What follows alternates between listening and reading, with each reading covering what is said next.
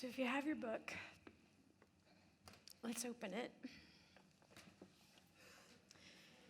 And you're going to turn to a passage that you've heard many times. But my prayer is that you hear it in a new way and in a different way, and that you don't go into some religious mode. Because sometimes there's a lot of great things about religion, but there's a lot of things that are not so great about religion. How many of you would agree?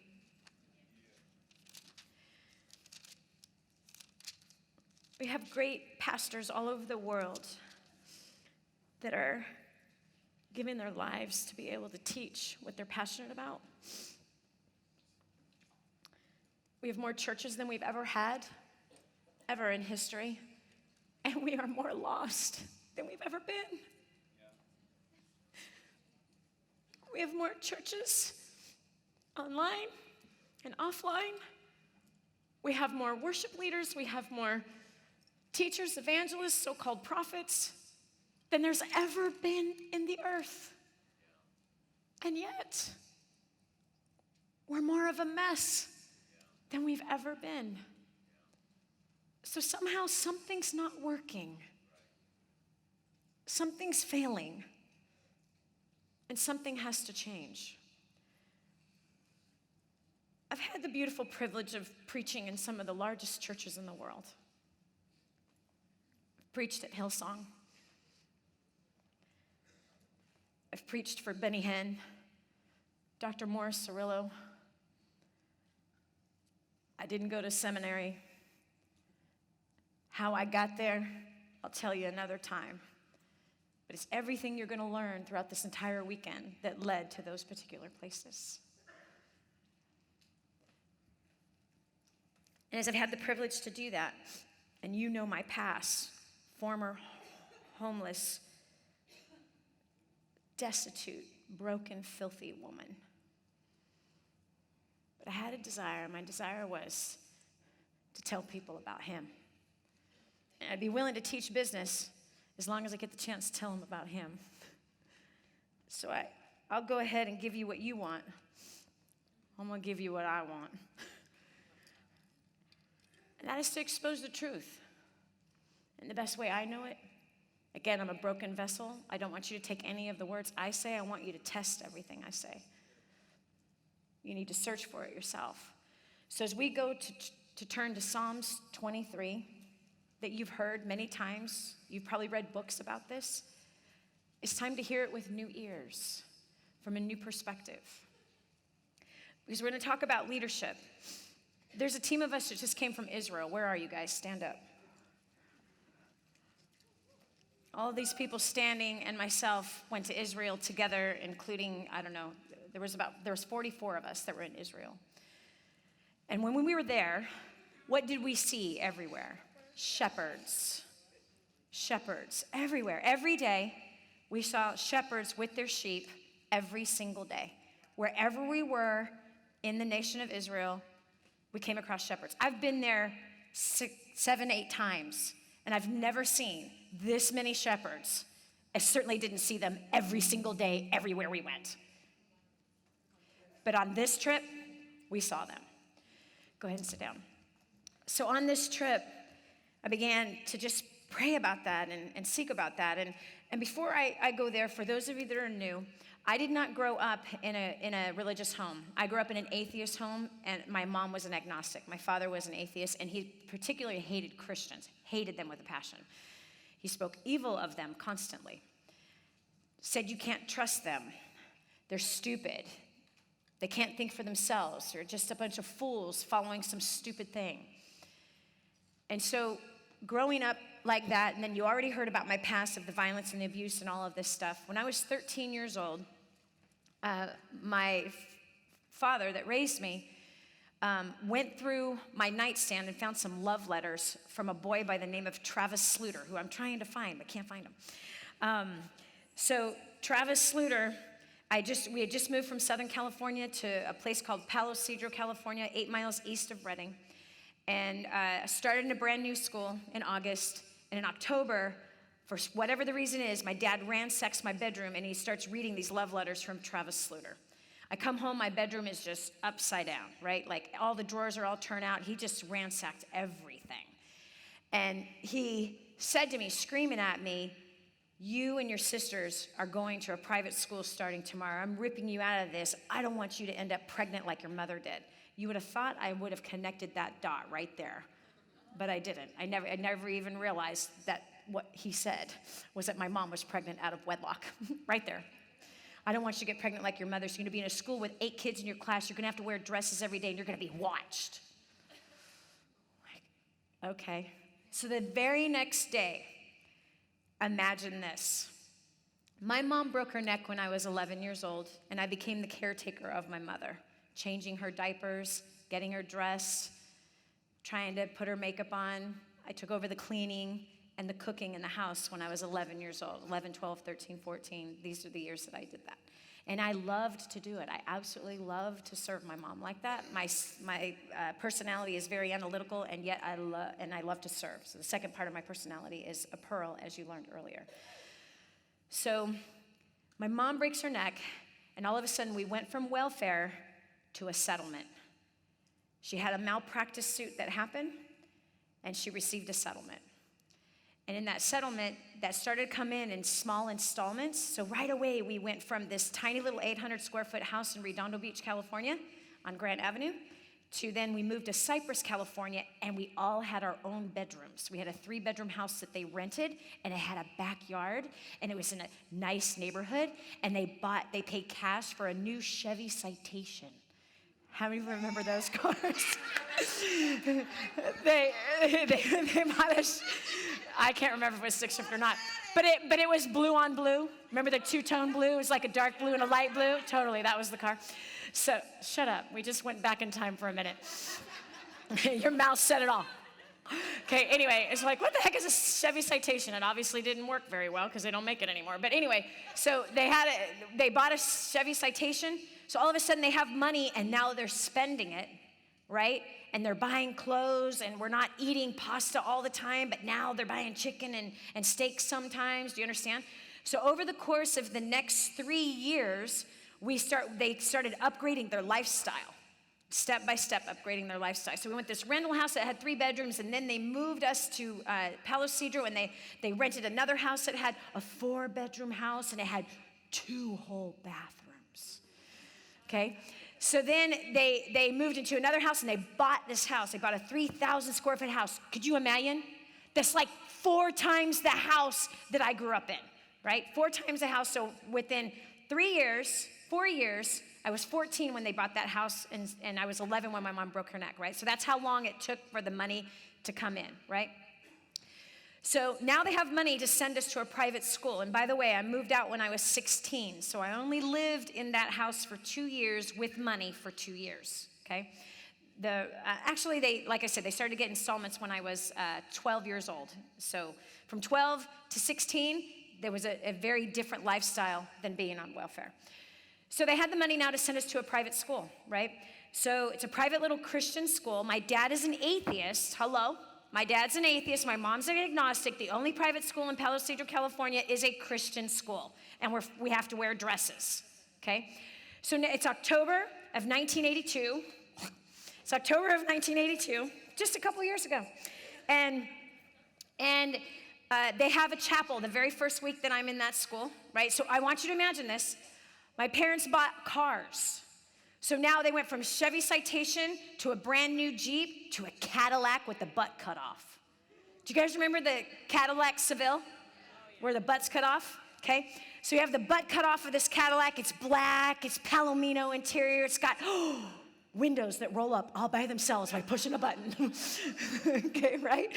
Versus Alice was our family car that I grew up with. It was a hand-me-down given to us by a cousin who was a big old white station wagon with the woodies on the side, wood paneling on the side, okay, the wood paneling, and it had 2 huge rusted burn marks on the hood because the engine blew up. So they replaced the engine, but they kept the hood, right? So imagine, we called her Alice. The name of the car was Alice, and it just floated right down the road. The windshield wipers didn't work, so whenever it would rain, there's my mom hanging out with her 280 pounds with a rag. hand on the wheel. Her arm going like this, okay? So there's my mom. Okay, so this is, everything's fogged up in the car because there is no defrost, do you understand? To a Cadillac Seville. Well, now my parents have an endless supply of drugs because they think they have an endless supply of money. So I want you to picture this. So my room is ransacked. The next day we're going to a new school. That day we had to go buy a dress. I was a tomboy. I played basketball, man. I'm a baller. I have to wear a dress and sandals. Like, where's my high top tennis shoes? I'm still a bit of that tomboy thing, but I've learned how to clean myself up a little bit. So anyway, I want you to imagine this. It's 7:30 in the morning. You're in a private Christian school. And here comes a Cadillac with the windows rolled up, and there's nothing but smoke in that car. My parents would smoke these Cheech and Chong joints. How many remember Cheech and Chong? If you're too young, Google it. Ask Rabbi Google. He'll tell you exactly what a Cheech and Chong joint is. It's about this big, and about this long, okay? They'd roll these big old Cheech and Chong joints and smoke it in the car with their 3 daughters in the back seat, hotboxing us. On the way to school at 7:30 in the morning, the Christian school, it's our first day. How many of you have ever been around a smoker who smokes cigarettes? What do you smell like after you've been with somebody that smokes cigarettes? What do you smell like? Tell me, what do you smell like when you're in secondhand smoke? You smell like you smoked the cigarette yourself. Now I want you to imagine my parents have the windows rolled up.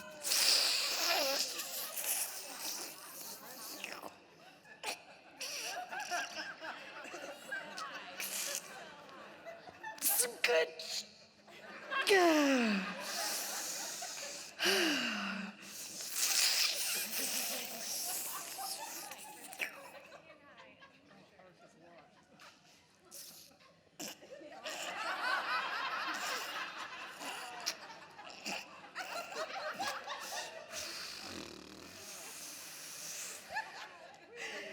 You excited, kids, about your first day of school?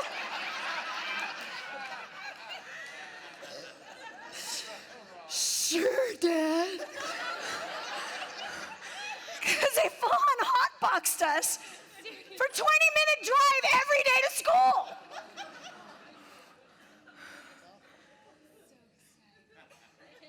So this is a private Christian school, and it's one of those Christian schools that it's a little church with a little steeple.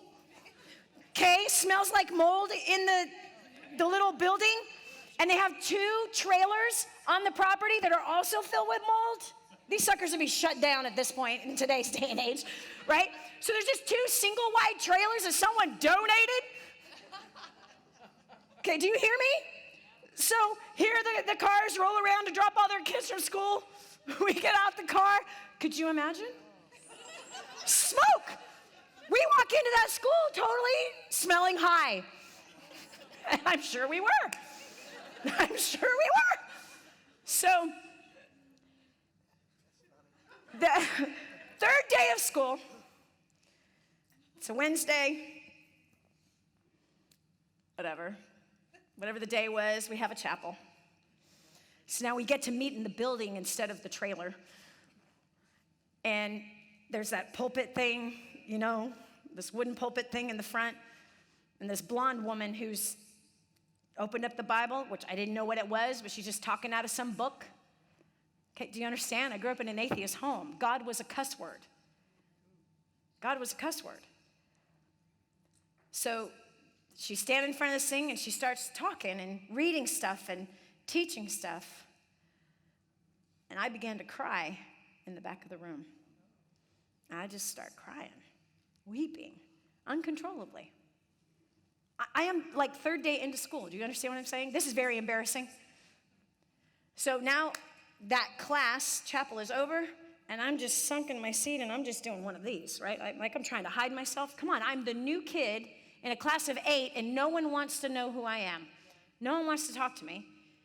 I didn't realize until about a year ago that we smelled like weed. I just realized it a year ago. No joke. No joke. So I can only imagine why they didn't want to know us. Yeah. I can't, like before I was like, gosh, nobody ever wants to talk to us. Like none of them wanted to befriend us. If I put myself in their shoes and knowing that the kids smelled like weed and the parents didn't go to church, but it's a struggling school, so they'll take anybody's money. They'll take anybody's money. So, interestingly enough, the woman that was teaching happened to be the principal of the school. Her name was Leilani Guido. She came over to me afterwards. She pulled up a chair and she says, do you want to meet Jesus? Do you want to accept him into your heart? And I said, yes. I don't know what I was saying yes to. She said, can I pray with you? I said, sure. And she prayed with me. I snotted my way through that thing. And that day, he really became my everything. That day when I repeated those words, something changed inside of my heart. Something happened. And I had a peace wash over me. All the stress from home seemed to have washed away that day. When I would go home, my parents would be screaming at each other, doing drugs, staying up all night, snorting cocaine. I would run off into the field with my Bible. I wouldn't be able to understand anything that I was reading because I was dyslexic, and I would just sit and I would talk to him at 13 years old, 14 years old, 15 years old. I met some Christian kids and who I thought really believed in this, and they were acting just like my parents, except for my parents were honest. They didn't try to hide their drugs. They didn't try to act like something that they weren't. They at least had integrity. But these Christian kids, they had no integrity. They were quoting scripture in school and quoting scripture at youth group and smoking weed and drinking and having sex on the weekends. So I ended up getting pregnant at 17, out of wedlock, by the deacon's son. And here came all the gossip. Oh, poor. We'll call him Bob. I call everyone Bob. His name wasn't Bob. Poor guy. She must have seduced him.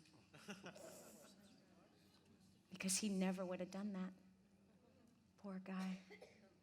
Now he's going to be stuck with a child. His parents told me, you guys aren't getting married.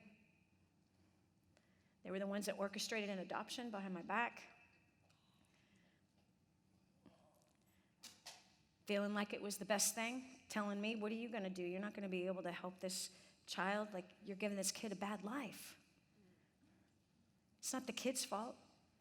There's a family out there that can't have kids, and they want kids, and they're in a financial position. What are you going to do, raise the kid on welfare? You and Brent aren't getting married. It's not happening. Why hurt a child? And this was the kicker in the closing line. What if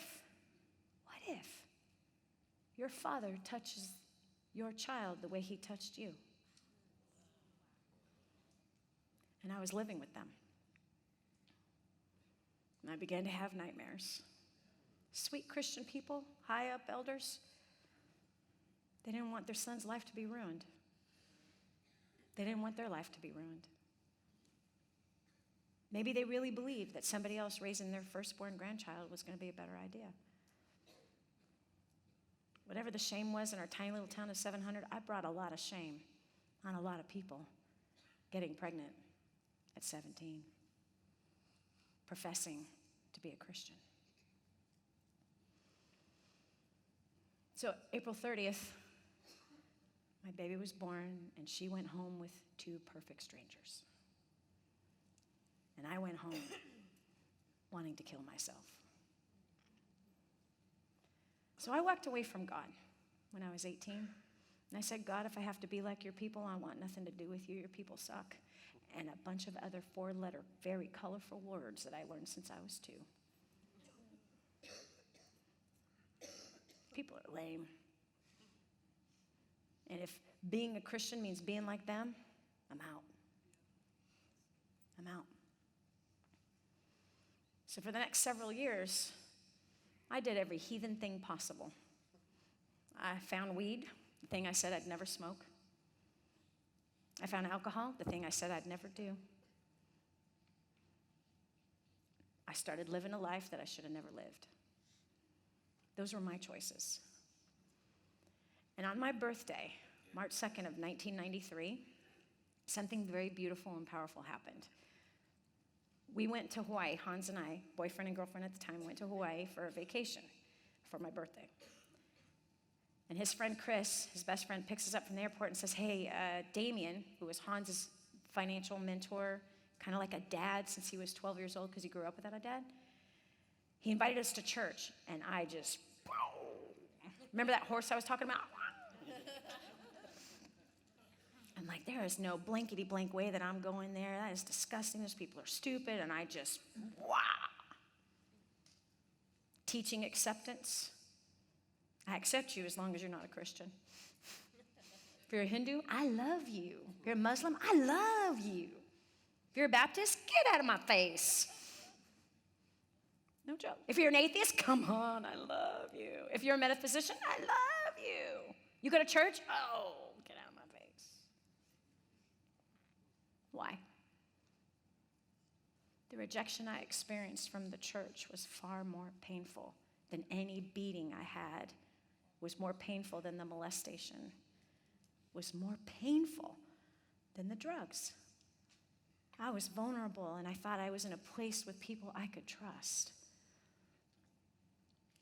I thought I was safe for the first time in my life. And when it turned out I wasn't safe, hatred filled my heart. And I judged them for judging me. And the fruit of that was nasty. So Chris is like, dude, chill out. His wife died 3 weeks ago. Just out of respect, we could go to church. I screamed, I cussed, no, I'm not doing it. And then finally I yielded and went, okay, fine, we'll go. So we went, sat somewhere near the back, put my feet on the seats in front of me, sitting there with my arms crossed. Yeah. Bunch of losers, bunch of weirdos. People can't think for themselves. Get a real life. And then this message hit my head. You're going to get bad karma. At your next first steps, you're going to have 5 jerks just like you. You reap what you sow, girl. Like, I elbowed Hans. Give me a piece of paper and a pen. He's rummaging. So I'm going to sit forward. I'm going to start taking some notes and acting like I'm interested to sow good karma.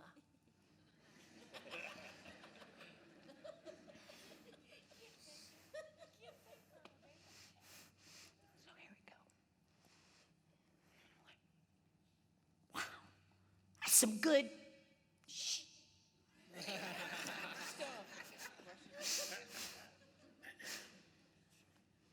Chris elbows me. He's like, dude, you teach that at First Steps. I effing know. I didn't know that was in the effing Bible. Could you imagine being at church with a guest speaker from Los Angeles and you're in Hawaii, there's hundreds and hundreds and hundreds of people, and you have someone dropping F-bombs in the service? It's like this girl right here talking and saying all kinds of nasty words all around all y'all, and y'all can hear it. And the evangelist is in town. Could you imagine?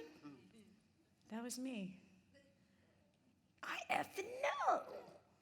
I didn't effing know that was in the Bible. That's some good.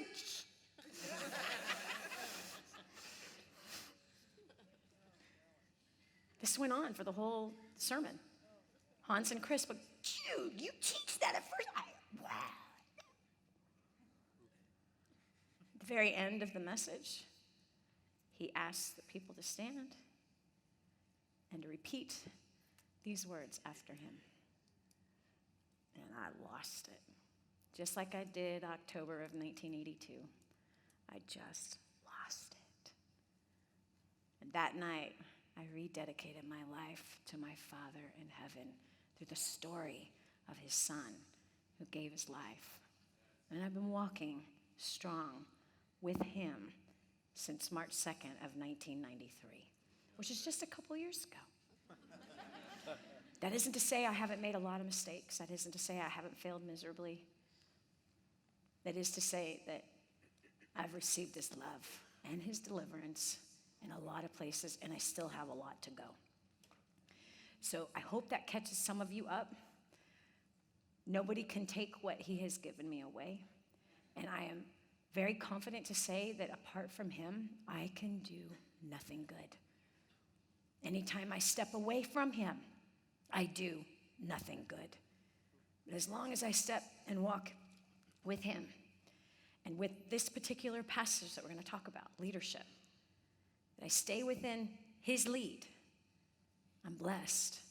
When I step outside of that lead, I'm in trouble. And I mean big trouble. How many of you ever been in big trouble before? I have, many times. And I've also stayed within him and following him, and I've also walked myself into trouble. Why? Because he was training me through the trouble. He was maturing me through the trouble. That's what he does. That's what a loving father does, is walks us through those challenges, those traumas, those tragedies, so that we can get stronger and that we can mature and that we can lack nothing. So Psalms 23, how many of you are familiar with it?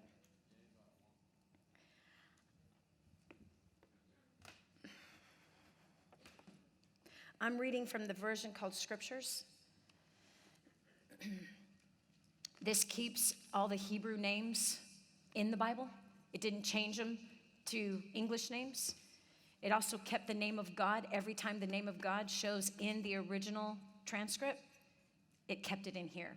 Versus the Greeks took God's name out of the Bible. They gave him the title God, and they have thousands of gods. So they basically demoted him with giving him a title, a name that fit all the rest of their other gods, including the name of Jesus. There is no J in Hebrew. There is no J. They changed his name to Jesus, which was after Zeus. So Yeshua is his name. He's Hebrew, born Hebrew, raised Hebrew, Jewish is what he is. And he has a Jewish name. Say who what?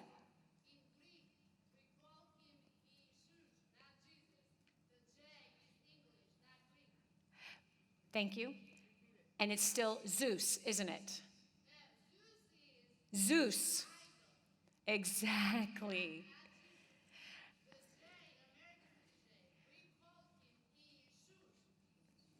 Which sounds like Zeus. Sounds like Zeus. What I'm saying is why would we take a Bible and change people's names? Why would we take the name of God out of the Bible? Why? I appreciate that someone translated the Bible from Hebrew to Greek to English. I appreciate that we have it and we live in a time where there's a printing press and we can read it ourselves. I also appreciate the fact that we can actually learn Hebrew to go and see the original text ourselves. So I'm going to say God's name because it's in here. And King David said his name a lot. King David actually said his name more than any other person written in this book. King David did. So we're going to start right here. Yahweh, thank you, by the way, for giving us that lesson, by the way. Yahweh is my shepherd. I do not lack. He makes me lie down in green pastures. He leads me beside still waters. He turns back my being. He leads me in paths of righteousness for his name's sake.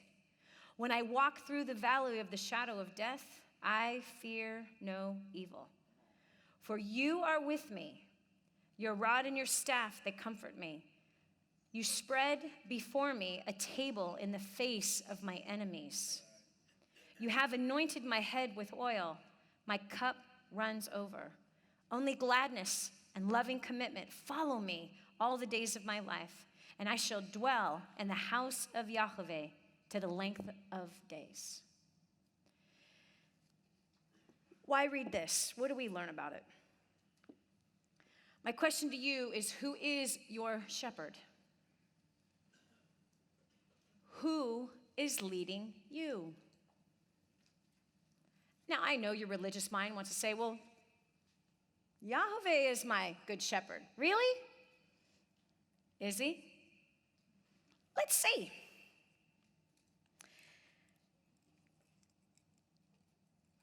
As we just read this, what time of life is David obviously in? One of the greatest kings, by the way, and I learned from a mentor 31 years ago that if I want to be successful, I study successful people. I study success if I want to become successful. Well, this book is filled with a bunch of dead successful people that people are still talking about. So their success far exceeds, I believe, anyone on the planet today. I am not so sure that 4,000 years from now, people are going to be talking about Steve Jobs. I am not so sure that 4,000 years from now, that people are going to be talking about Donald Trump. I'm not so sure that 4,000 years from now, people are going to be talking about the Clintons. But I do know that Abraham, Isaac, Jacob, Moses, Joshua, people are still talking about them. It's been 4,000 years since they dead. The dead, so dead. And they even come from a little tiny nation far away from here. That's the size of New Jersey. And yet the whole world is talking about Abraham, Yitzhak, Isaac, Yaakov. They're still talking about them. How many of you say they're pretty darn successful? Pretty darn successful. If their names are still being talked about, they are still being studied 4,000 years later. That's a level of success, and I'm pretty darn sure that there's no one on the earth today that someone's going to be talking about 4,000 years from now, especially from a foreign nation. So I believe in studying success. And when I look at this with David, what is going on in his life? What tells us, is he in a happy, wonderful, joyous time? Or what kind of a time is he in? He's in trouble. He's in trouble. He's not in a time that's glorious and wonderful. It's obvious why. What tells us that he's going through trouble right now? The valley of the shadow of death. Though I walk through the valley of the shadow of death, I what? Fear no evil. So I have a question for you. Who is your shepherd? Who is leading you? Who is leading you, and who are you following? How do you know? Well, let me ask you. If you're walking through trouble, what does it say? Yahweh is my shepherd. I do not lack. Yahweh is my shepherd. I do not lack.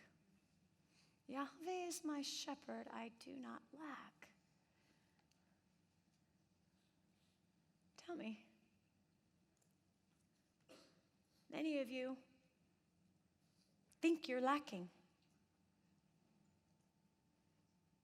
But when you're walking with the Good Shepherd, you lack nothing. So what shepherd are you following? Did you say that sucks? Yeah. He makes me lie down. He makes me lie down. He makes me lie down in green pastures. I want you to close your eyes. I want you to picture lying down in a green pasture. Picture it. What do you feel? You feel rest. What do you feel? Peace, calmness. anxiety, fear, doubt. Can you open your eyes now? He makes me lie down in green pastures. You mean you're not over capacity? He makes me lie down in green pastures. You mean you're not freaking out, frustrated, screaming at people? You're not staying up at night worried about how you're going to pay your bills? He makes me lie down in green pasture. He leads me beside still waters. He's a shepherd. Picture yourself, you're the sheep. He makes you lie down in green pastures, which means what? He says, I have no lack. So what is green pastures? It's food, surrounded by it. And wait, what else is there? Water. He leads me beside still waters.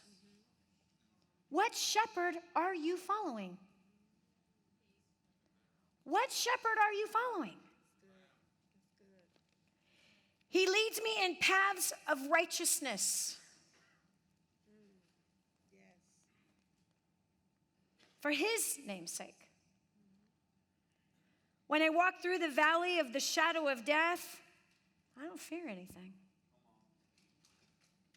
When I get diagnosed with cancer, I don't fear anything.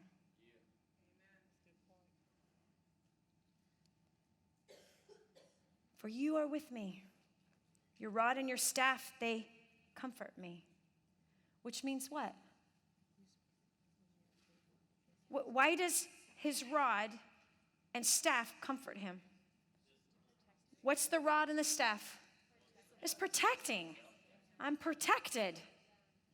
When I walk through the valley of the shadow of death, I fear no evil because your rod and your staff, it comforts me. I'm protected.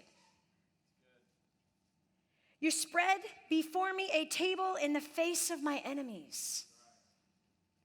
There's people stabbing you in the back. There's people slandering your name. There's people gossiping. There's people making up stories. There's people dividing. There's people believing lies about you. And here it is, man, your heart is in toil because of the lying that is happening. Your heart's all torn up. Which shepherd are you following? Which shepherd are you following? Because this says, you spread before me a table in the face of my enemies. Your rod and your staff, you're protecting me and you're honoring me. You're protecting me and you're honoring me. You're blessing me in the face of my enemies. You have anointed my head with oil. Which, by the way, that right there, anointed means Meshach. Same word, Mashiach. And Mashiach is anointed one. Meshach means to smear. That's what it means. Literal translation in the Hebrew means smear. With oil.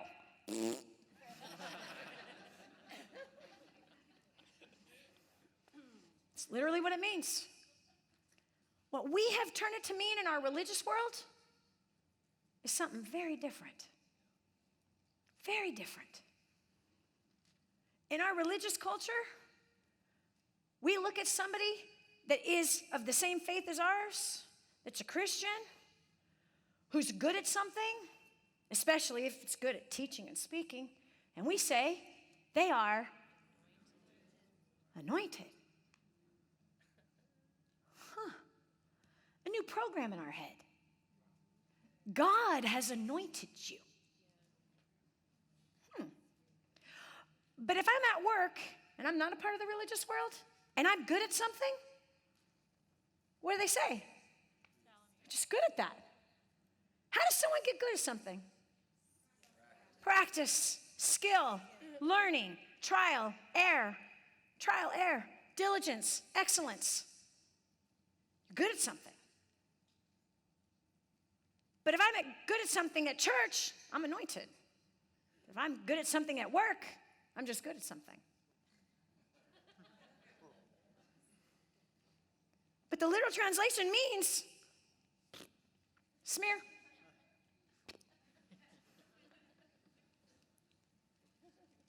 What it means when you smear something with oil is you're setting it apart for special use.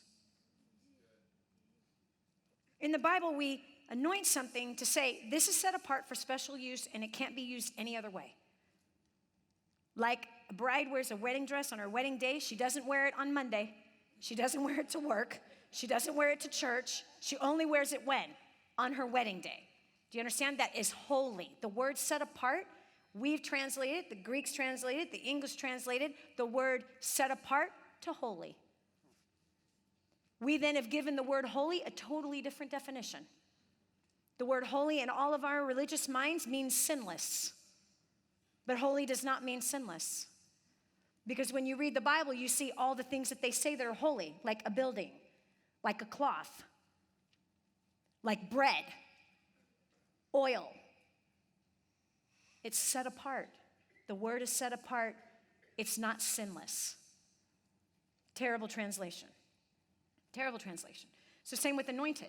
We've given anointed a totally different definition. Anointed means that it sets something apart. Wait, it proves it. You spread before me a table in the face of my enemies. You set me apart in the face of my enemies. You have anointed my head with oil. My cup runs over. Only goodness and loving commitment follow me all the days of my life, and I shall dwell in the house of Yahweh to the length of days. So he's in a bad season. It could be at the time where his son Absalom tried to take over his kingdom. It's very possible that this was around that same time. I don't really know it could have been during the time that his father-in-law was chasing him down. It could have been the time that his father-in-law is gossiping behind his back and trying to kill him. It's very possible that this was written at the time where we all just came from En Gedi, which is in the desert, in this mountainous area, and he's hiding in a cave, trying to protect himself and hiding out for his life. Because his father-in-law has turned his friends against him. His father-in-law has turned against him. His father-in-law turned his wife against him. And now he's hiding out. And what does he say? During this hard time, so I'm going to ask you a question. Who is your shepherd? Who are you following? Who is it? Are you being shepherded by the King of the universe, the creator of the heavens and the earth? Are you being shepherded by the King of glory? Are you really being shepherded by Yahweh? That's his name. Are you being shepherded by him? Or are you being shepherded by fear? Are you being shepherded by regret, shame, guilt? Are you being shepherded by greed? How do we know? Turn over to Jeremiah 50, verse 6.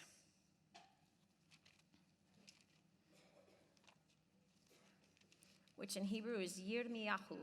I love that name, Yirmiyahu. 50, verse 6.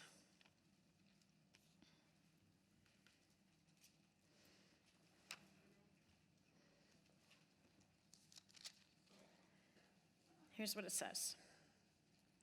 My people have been wandering sheep. Their shepherds have led them astray, turning them away on the mountains. They have gone from mountain to hill. They have forgotten their resting place.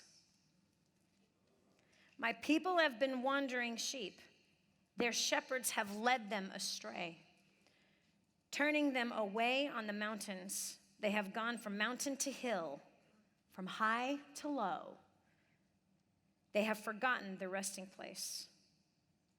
All who found them have devoured them, and their adversaries have said, we are not guilty, because they have sinned against Yahweh, the home of the righteousness, and the expectation of their fathers, Yahweh.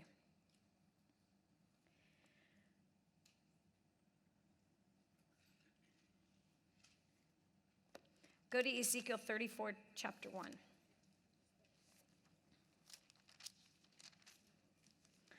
So now we're going to look at the difference between a good shepherd, following a good shepherd, and not following a good shepherd. Ezekiel 34, chapter 1. And the word of Yahweh came to me saying, verse 2, Son of man, prophesy against the shepherds of Israel. Prophesy against the leaders of Israel. Shepherds, leaders. Thus said the Master Yahweh to the shepherds, woe to the shepherds of Israel who have been feeding themselves. Should not the shepherds feed the flock? Let's go back to Psalm 23. What does it say? Yahweh is my shepherd, what? I shall not want. What did Ezekiel just say?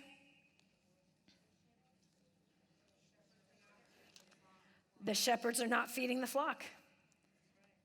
The shepherds are, okay, so let's look at this. So what's a good shepherd? What does a good shepherd do? What does a good leader do? They feed their flock. What else? They protect their flock.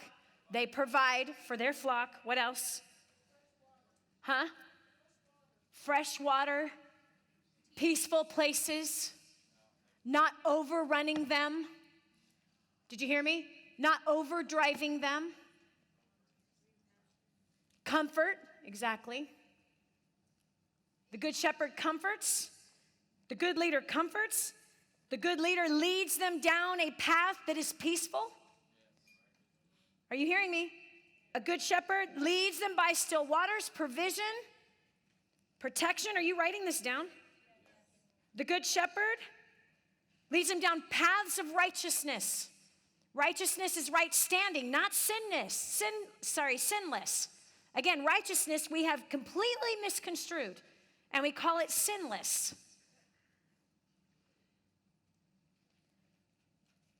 So let me go back. Number one, what does a good shepherd do? Come on, pay attention. What does a good shepherd do? What does a good leader do?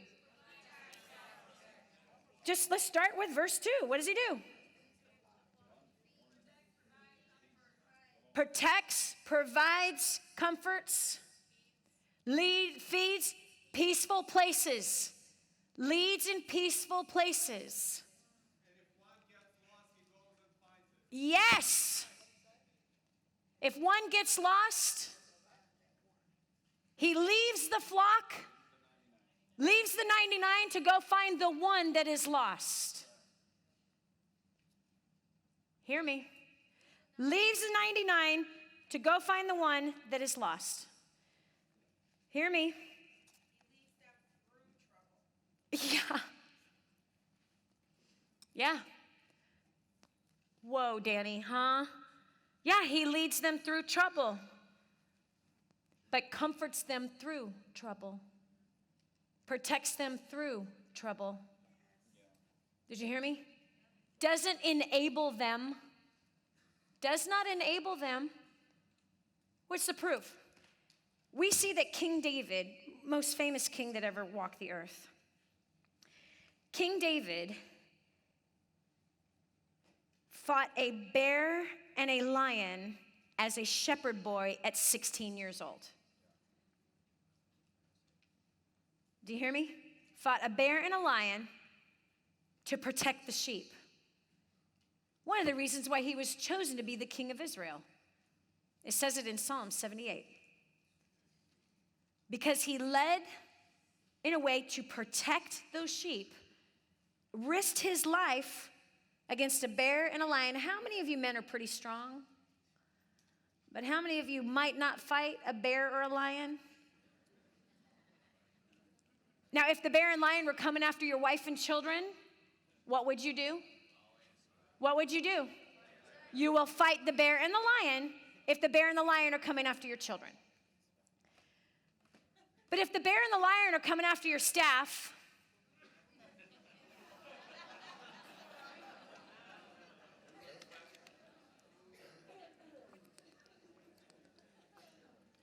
you can just say, ouch.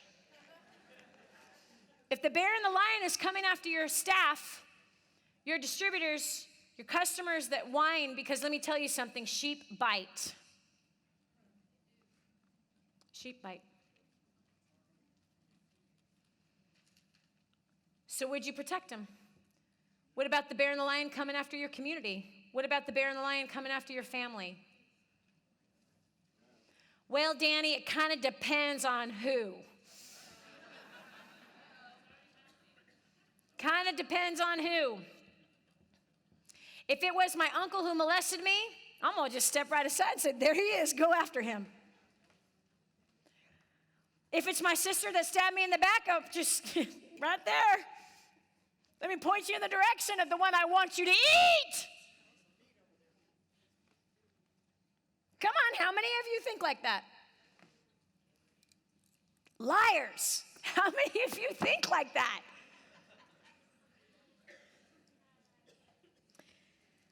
So now we go to a picture of a bad shepherd, not a good shepherd.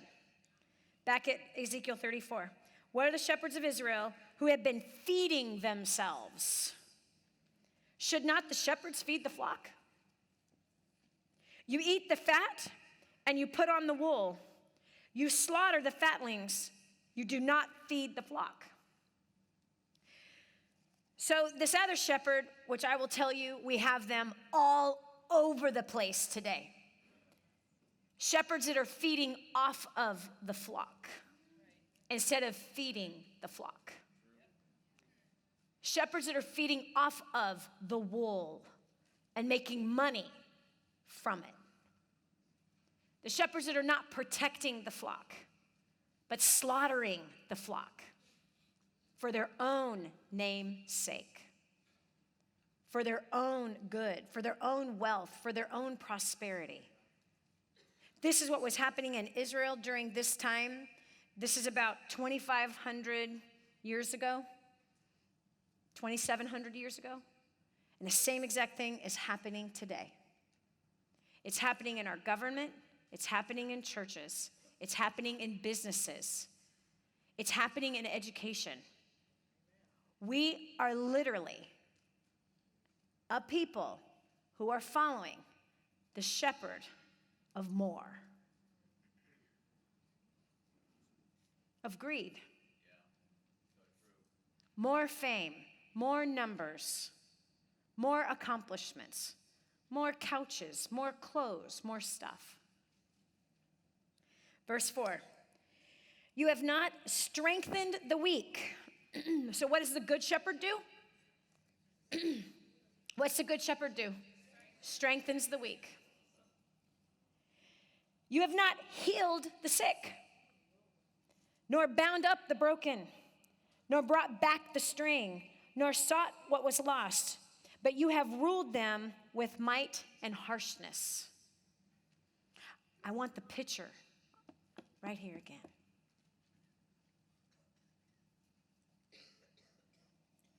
You have not strengthened the weak. You have not healed the sick, nor bound up the broken, nor brought back the straying, nor sought what was lost, but you have ruled them with might and harshness. What shepherd are you following? What shepherd are you following? And they were scattered because there was no shepherd, and they became food for all the beasts of the field when they were scattered. My sheep wandered through all the mountains and on every high hill, and my sheep were scattered all over the face of the earth, and no one was seeking or searching for them. What shepherd are you following? What shepherd are you following? Let me ask you a question. How many of you have felt scattered? Wave at me. What shepherd are you following? How many of you have felt weak? How many of you have been sick? How many of you have been wounded, broken? How many of you have felt lost and confused? How many of you have felt the might, the pressure, and harshness? Anybody? What shepherd are you following? Is it the Good Shepherd? Have you decided to be the shepherd yourself and follow yourself?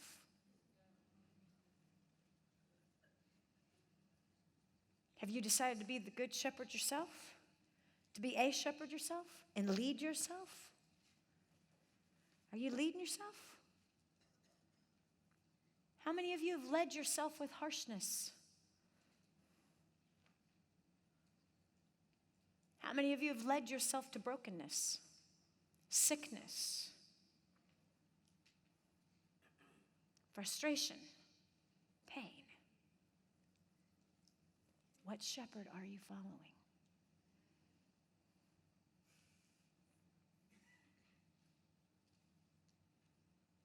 You have to make a choice. What happens to a people with no shepherd? What happens to a people with no shepherd? Scattered. You're vulnerable.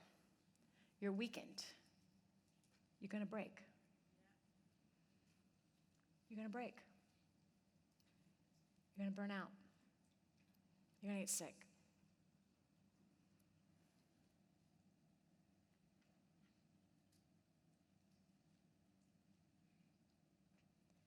In Mark 9:36, it talks about the shepherds harassing and the people are helpless. But we see the Good Shepherd in Mark 6:33, where 5,000 people gather in a place that all of us that were just in Israel got to be at, in the same place, where there's no food. There's 5 loaves and 2 fish. And the Good Shepherd doesn't send the people away hungry.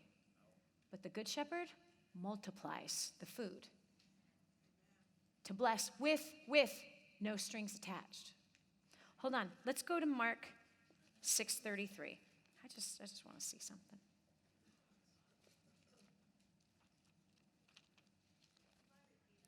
Mark 6:33. Thank you for asking. Mark 6:33. But they saw them going, and many recognized him and ran there on foot from all the cities. I'm not reading in the right place. No, Mark. And having gone out, Yeshua saw a large crowd and was moved with compassion for them, because they were like sheep not having a shepherd. And he began to teach them many matters. And the hour grew late. His taught ones came to him and said, "This is a lonely place, and now the hour is late. Send them away so they go into the surrounding country and villages and buy themselves bread, since they have no food to eat." But he answering said to them, "You give them to eat." And they said to him, "Should we go and buy 200 denarii worth of bread and give them to eat?" Then he said to them, "How many loaves do you have? Go see." And when they found out, they said, 5 and 2 fish. He ordered them to make them to sit down in groups on the green grass, green pastures. And it really is green, by the way, right there, right in that place. It's beautiful. And taking the 5 loaves and the 2 fishes, looking up to the heaven, he blessed and he broke it and gave them his taught ones, and set before them, and the 2 fishes he divided in among all of them. And then he passed an offering plate, and he taught a message about tithing.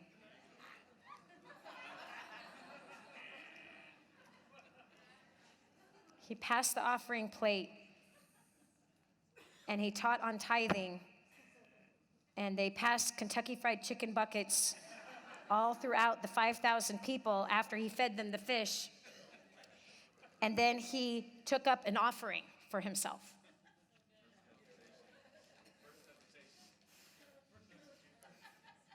How many of you are lost? You didn't find that in your Bible? Okay, you're reading right. I was just making that stuff up. I was just basically telling you what happens every Sunday.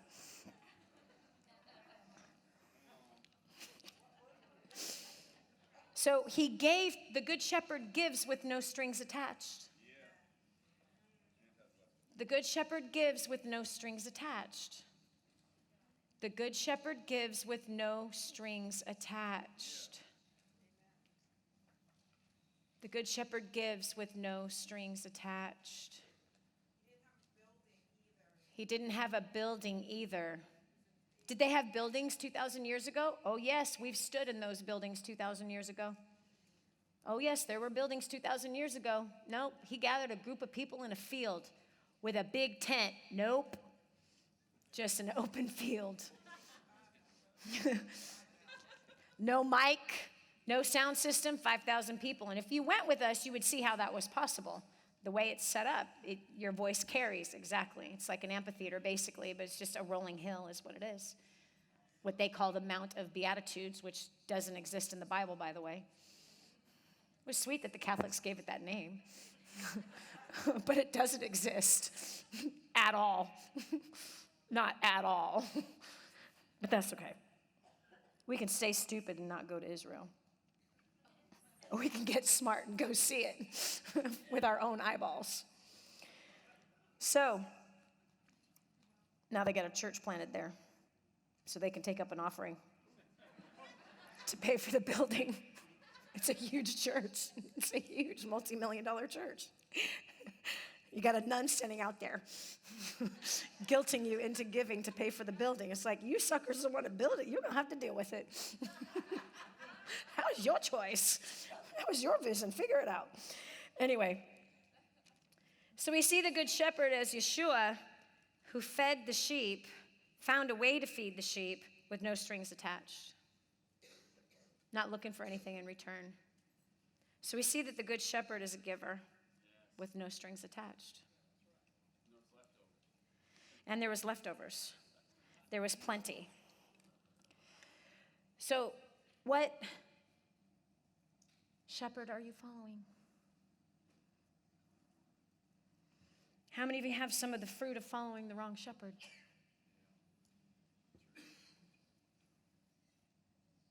Here's another question. How many of you are leading like that wrong shepherd? Where are you? It's great that you raised your hand. That's humility. This is a simple outline for us. It's simple instructions of leadership right here. You don't have to read 20 books from John Maxwell about how to lead. It's right here. It's crystal clear, really simple, super basic. I think he wrote 20, right? Is it 30, 50?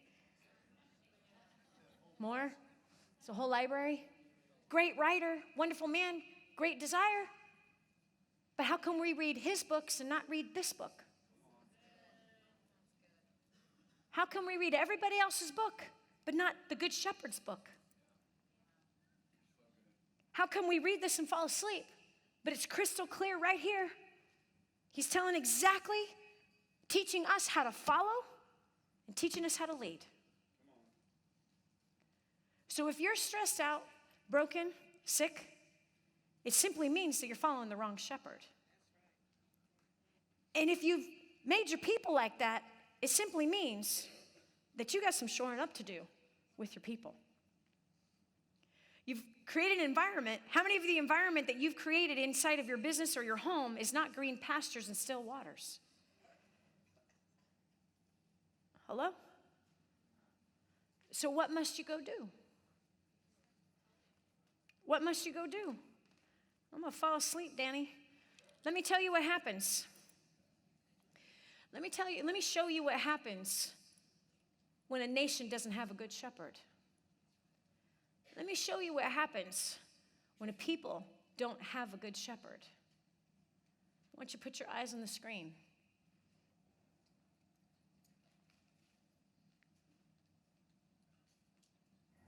You come from town and then just all of a sudden there's the opening and you see the smoke and the trash. And then you see 3-year-olds digging through trash, 4-year-olds, 10-year-olds, 12-year-olds.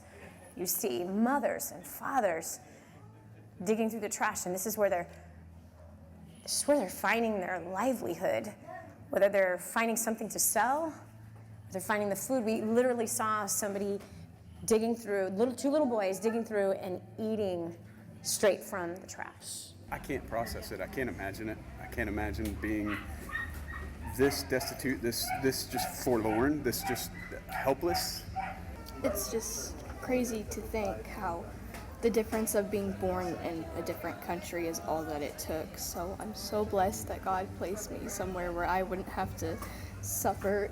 My heart goes out to each and every one of them, but I'm more committed now than ever before to do something about it. It's not even 60 seconds from the dump coming into now the new village that has been built, and that new village with beautiful homes. A neighborhood has been created out of nothing. Of course, we had this incredible welcome of all of these families that just 1 year ago did not have houses to live in. They were living in, you can't even call what they were living in, a shack. And here we stand in a house that you helped to build. Now this family of 5, they're now protected and safe. Angel and Rosa, they've been married for 50 years. When we first saw them, one of my daughters who can understand Spanish, she heard Rosa say, "We don't mean anything. They come, they look, and they do nothing." For us to hear that and just go, no, that's not going to be us. We're not going to speak hope. We're going to deliver hope. This is the first time in over 50 years of marriage that this couple has been married, that they are no longer in extreme poverty. For the first time in her life, she owns a real home. So we were walking down the old street, and this is the last part of where the last few homes are actually being built. And this little girl like jumps into my arms. I've seen her several times, and she's telling me that, oh, my mom's house is over here, my mom's house is over here, as we were walking by. And then so we peeked in, and her mother, big smile, come in. She wants to show us her home. So we will show you her home. She just got this 2 days ago. Scrap metal. Her other roof is cardboard, and this is rainy season. This is the bed for all of them. I think all the details need to be grabbed. Look at the bed.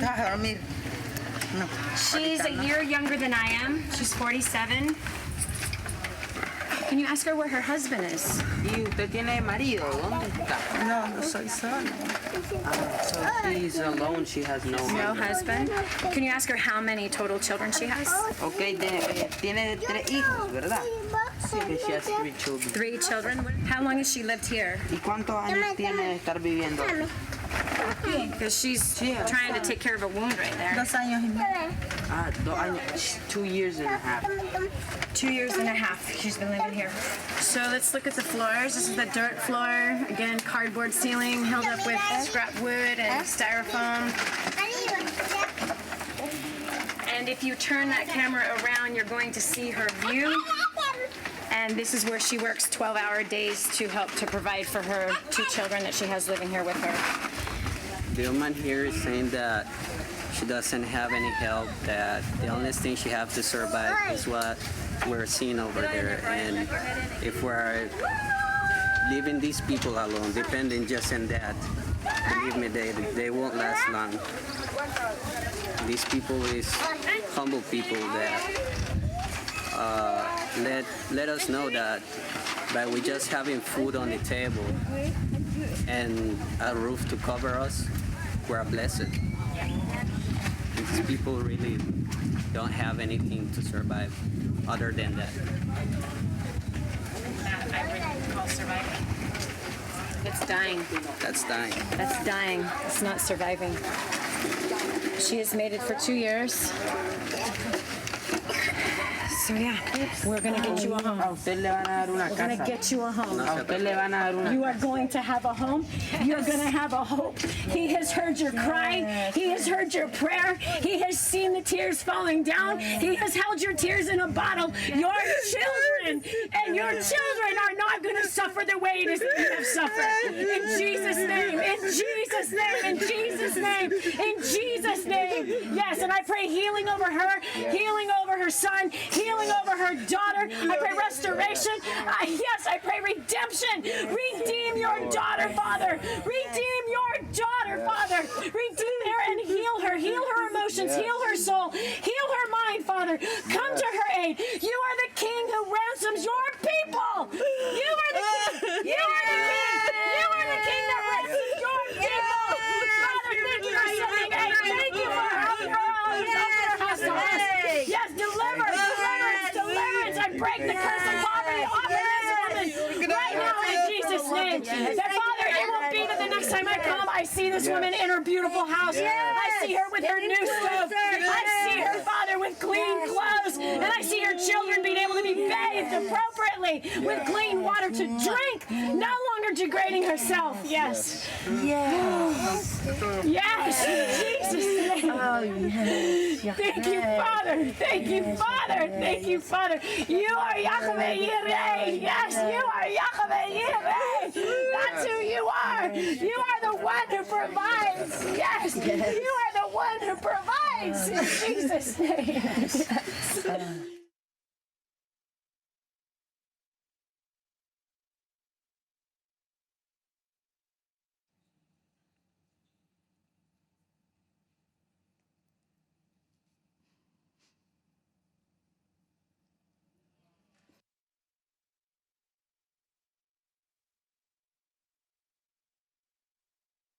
Gracias, ¿verdad?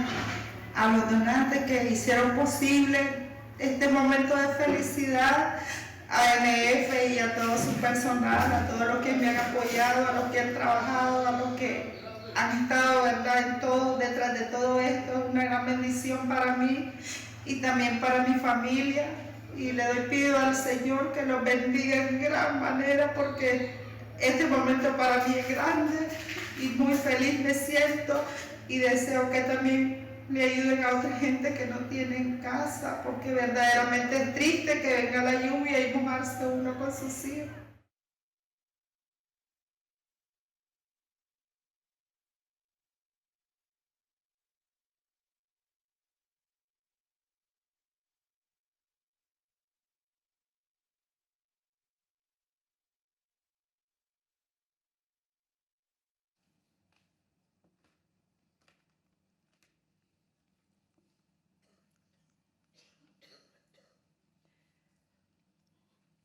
That's the result of a bad shepherd.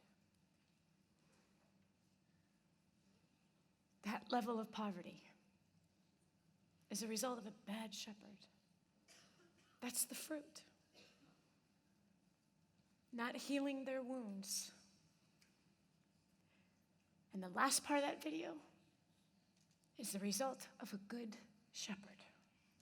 The good shepherd. What shepherd are you following? What shepherd are you following?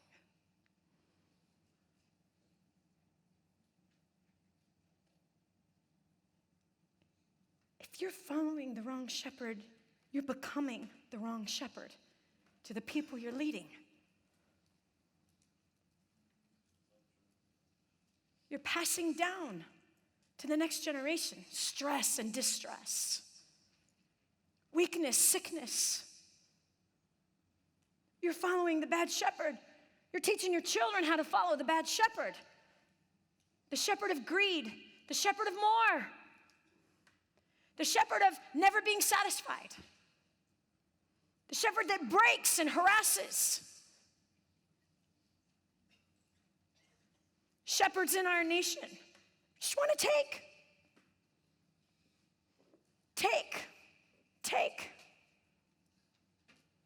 Create something so you'll buy it.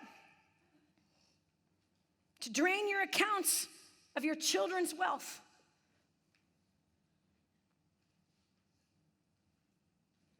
Have you be stuck, forever yearning and wanting. But when you follow the Good Shepherd, he leads you through green pastures, still waters, and he leads you into all righteousness. And the Bible says that a righteous person cares for the poor. That a righteous person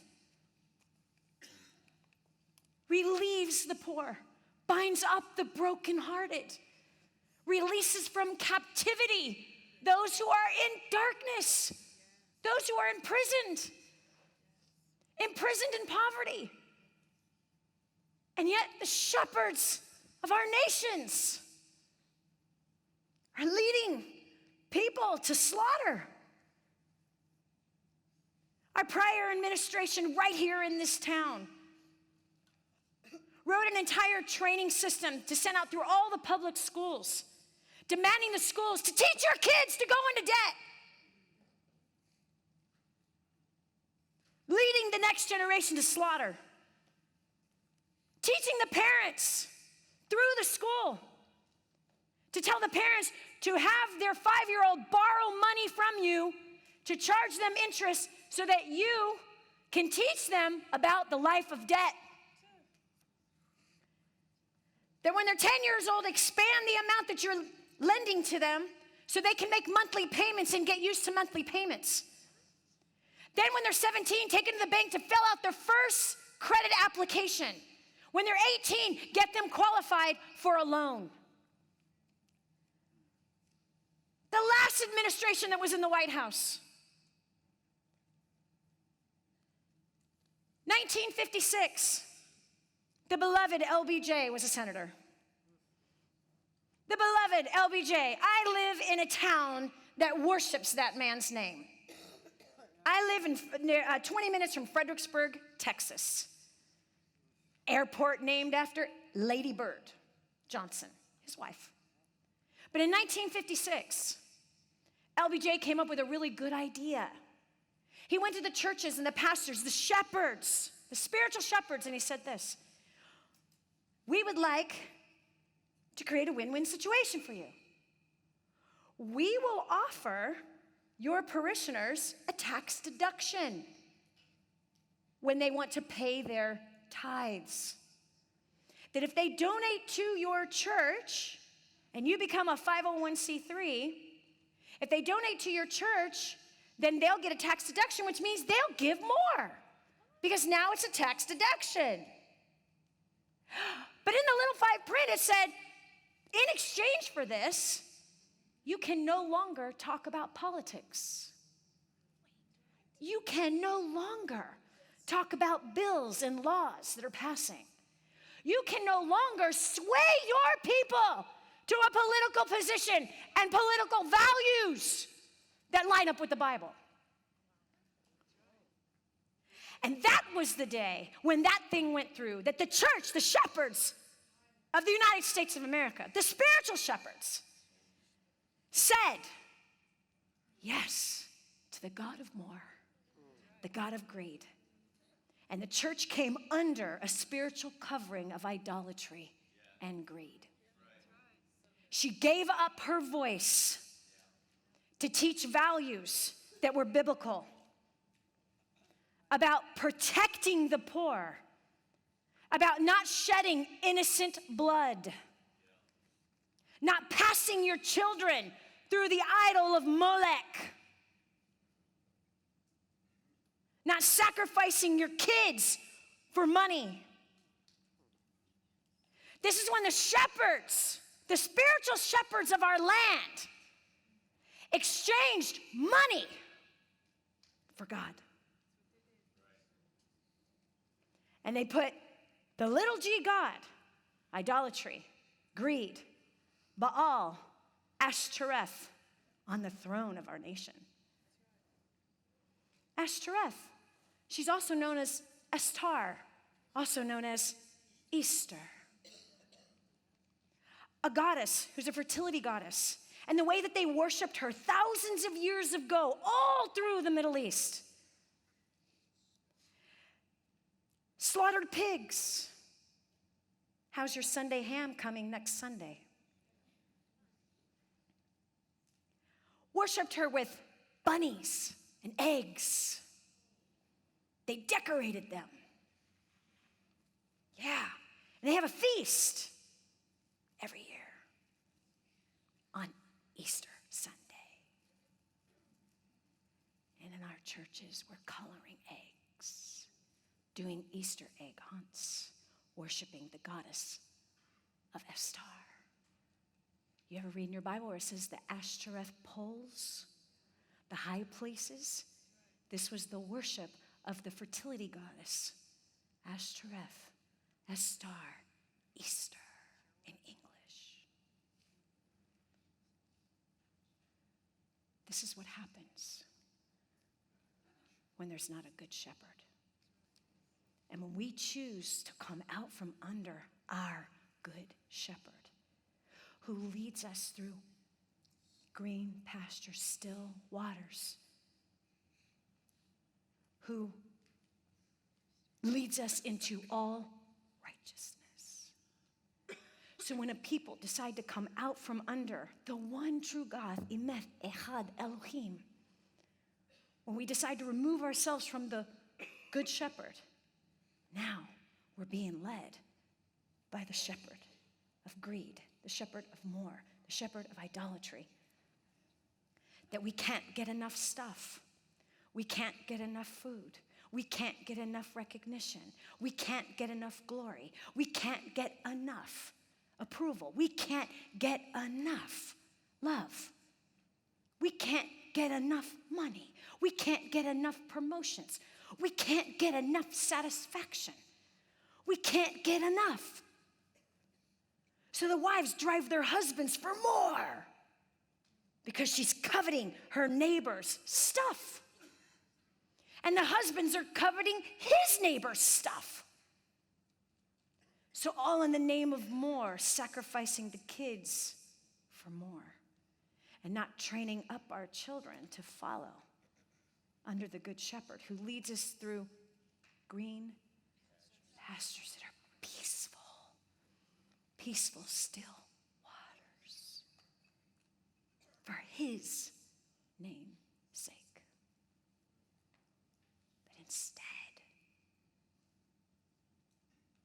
more that leads to broken, sick, flustered, scattered. Which shepherd are you following? So we make money. We hoard it. We see a video like that with Antonia. A tear might shed out of the corner of our eye and say, that's her problem. Numbed out. Hungry, dirty children digging through a dump site. And we say, that's just too bad. Apathetic and unrighteous. But we go to church and we raise our hands on Sunday and we sing some hymns. We give when they pass the plate, never asking where that money's going and how much of it is going to the poor. Never ask. Why? We don't care. We don't care. Why? Because we're not following the Good Shepherd. You know what the fruit is of following the Good Shepherd? You care. You know what the fruit of following the Good Shepherd? Your heart hurts for the broken. You know what happens when you follow the Good Shepherd? You hear the cry of the poor. And the Good Shepherd said this, he who shuts his ear to the cry of the poor, that when he cries, he will shut his ear to you. We're all caught up in the prevailing principality of darkness over this nation of greed, sacrificing our marriages and our kids for more, and getting a heart that is hardened, and we don't care what's happening a couple hours away on an airplane. Can you tell me why? This is in Nicaragua, by the way. The shepherd of that nation is killing his own citizens who don't agree with his politics. He's starved them out. He's stolen, literally stolen the groceries out of their own grocery stores that they own. He has looted their furniture stores, that they took everything they had for generations to gum up a bunch of money to be able to start a little business so they can provide for their family. And the president looted their stores. He has shot them that will not agree with him. He has fired them, shut down schools, cut off the food. He has killed those medical professionals who are giving aid to those that don't agree with his politics. And right here in this nation, can you please tell me why we're not helping? Huh? Well, it's right here. But instead, we'd rather fight a war that's thousands of miles away Wait, we rather start a war that's thousands of miles away. Why would we start a war that's out in the middle of the desert? Why would we do this? Was the president of that nation doing what Daniel Ortega is doing to Nicaragua? Nope. Just some people, some shepherds in our nation decided that it'd be a good idea to grab some oil. We only start wars where we can benefit financially.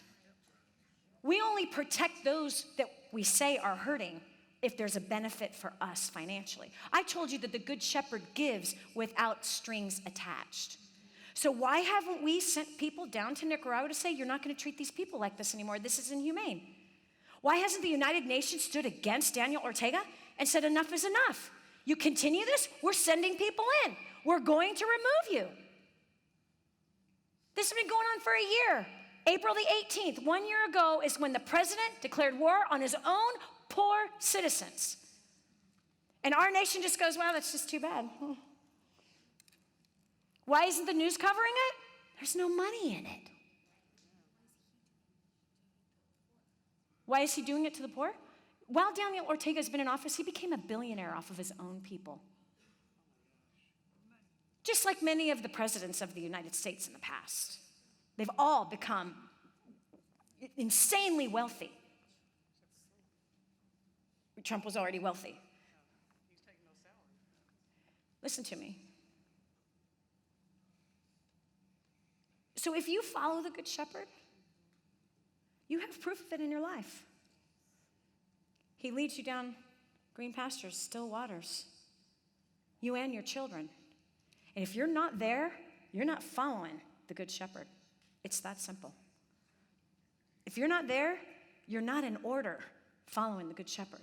You're either leading yourself or you're following the wrong shepherd.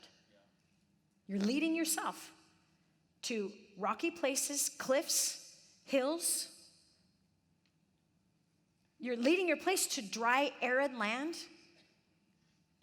You're leading yourself and everyone else that is around you to places where they're going to get hurt. Now, I'm not saying that the Good Shepherd isn't going to lead you to a place you're not going to get hurt. No, but he will protect you.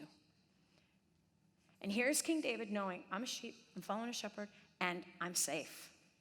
So if you're going through trouble and you are anxious about it, if you're going through trouble and you're fearful about it, what shepherd are you following? The wrong one. You're following the wrong shepherd. It might be a physical thing, it's probably a spiritual thing. It's your own thing in your own mind that you've made up that you have to have more. And you have bowed down to the God of greed. And the fruit bowing down to the God of greed is debt, hopelessness, depression, being overwhelmed, too much pressure. Bowing down to that little g God also brings you a whole nother one called the God of regret that many of you are bowing down to. How many of you have some deep regrets? How many of you had regret pain you so strong that you've cried for hours because it hurts so bad? That's a sign that you've bowed down to something that's killing you slowly. So which shepherd are you going to follow? And how do you make it right? How do you make it right? Friends, he also says that my sheep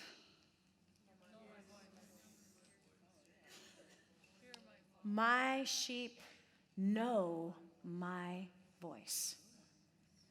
My sheep hear my voice. My sheep know my voice.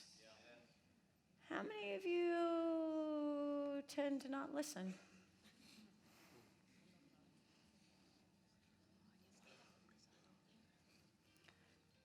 You might be saying, I don't hear him. He says, my sheep know my voice. They hear my voice. Let me tell you something.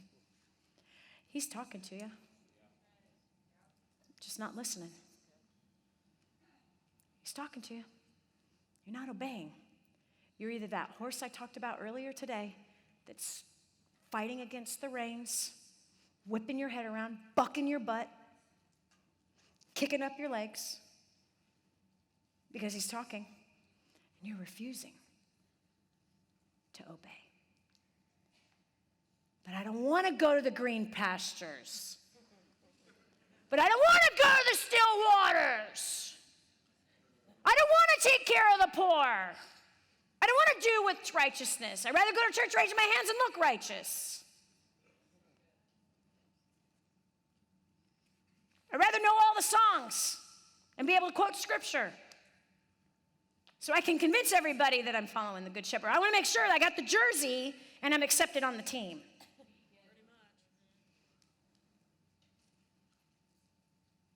Friends, he's talking. He talks all the way through his book. Are we listening? Or have we been listening to a different shepherd for too long? And our ears are tuned in to the shepherd of failure, to the shepherd of fear, to the shepherd of doubt, regret, guilt, shame, worry, anxiety, blame, hatred, unforgiveness, malice. You're being shepherded by the past, the voice of your past.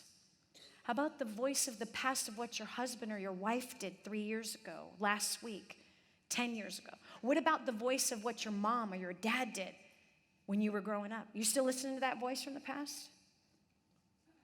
Being shepherded by it? Listen. My sheep know my voice. Well, I have to tell you, there's been several times in my walk with him where I didn't hear him because I stepped out of order and I stepped into listening to the voice of fear. I stepped into listening to the voice of greed. I stepped into listening to the voice of more. I stepped into listening that my vision and my dream and my goals are more important than anything. That my desires are more important than anything. They became more important than my marriage, my vision, my calling. Became more important than my marriage. So if my husband doesn't agree with my vision and my calling, well, then he's out of order. Nope, I'm out of order. So there came a place where we were so stressed out and almost $1 million in debt because we began to follow, and we were following, didn't even realize it, that other shepherd. So almost $1 million in debt. I'm 31. Hans is 26 or 27. We're in a $700,000 house. $100,000 worth of credit card debt. I'm diagnosed with a fatal heart condition. Reverse entrance supraventricular tachycardia for all of you physicians. I have the best cardiologist in the world, Dr. Saxon out of UC San Francisco, who diagnoses me. Second opinion, another doctor, cardiologist. I'm 31 years old, and I'm passing out 3 to 4 times a day. And I'm saying, God, where are you?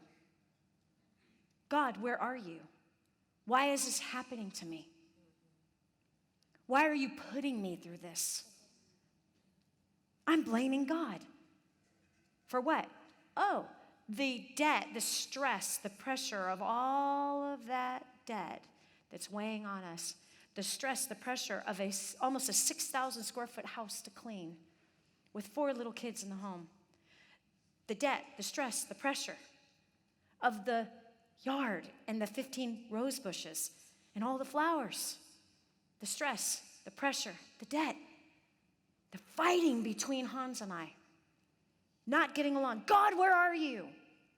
And every time I would go into my closet to pray, I would feel nothing. Absolutely nothing. Felt like I was praying through a brick wall and couldn't penetrate. How many of you have ever been there before? You pray, you feel nothing. It's dead. It's worse than crickets. It's just dead. There's nothing There's nothing happening inside of you. There's nothing moving in your mind, nothing moving in your spirit. And day after day, 5-6 times a day, when I would start to overheat, when I'd start to feel myself passing out, when I would start to feel hopeless again, 5-6 times a day, Hans, can you take Micah? He was 7 months old. Will you take Micah? I got to go upstairs. I got to go pray. Sure, no problem. Go upstairs. For years, God was talking to us about idolatry. For years, he was talking to us about being the lender instead of the borrower. For years, he started to teach us about how real financial independent people live. They don't live in all of that stuff. They don't buy the new cars every year. They don't live on debt. They don't buy the new clothes every year. They don't live to impress anybody. They create financial independence, and from that financial independence, they pay cash for stuff. Versus the ones that look successful on the outside but are flat broke. Average divorce 3 times. So he began to teach us for years before this moment, years before this stress now can kill me, and my side effect is sudden death.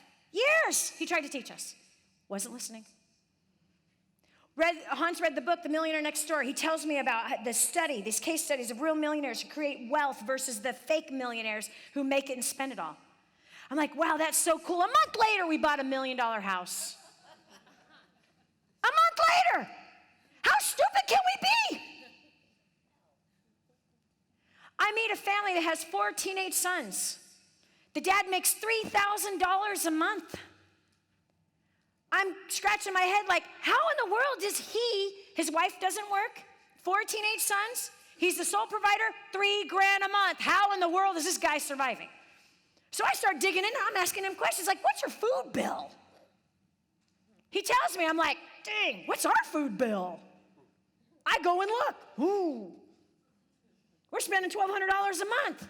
I got babies in the house. He's got men growing in his house. There's 5 men and 1 woman. And he feeds his family on $400 a month? And we went and bought $1 million house. God was teaching us. So now here I'm telling him he's not listening to me. Where are you in my time of darkness? How come you're not answering? Where are you? Are you going to heal me? And then I came to this place. After months of nothing. Father. All right. Okay. So, if I never hear from you again, that's okay. It's okay. And if I never sense your presence again, that's okay. And if I never see another miracle for the rest of my life again, it's okay. And if I never get healed from this fatal heart condition, it's okay. Because what you did for me at the cross 2,000 years ago was enough. What you did for me 2,000 years ago was enough. So I'm still going to show up here every freaking day. And I'm still going to talk to you whether I think you're listening or not. So I'm still going to pray. And I'm still going to take care of the poor. And I'm still going to teach my children about you. I'm still going to teach my kids about you. I'm still going to shout from the mountaintops of what you did for me 2,000 years ago. So if I never hear your voice, if I never see a miracle, if I never have a door open for me, and if I never have favor on my life again, and if I don't get healed, that's okay. You owe me nothing. I owe you my life.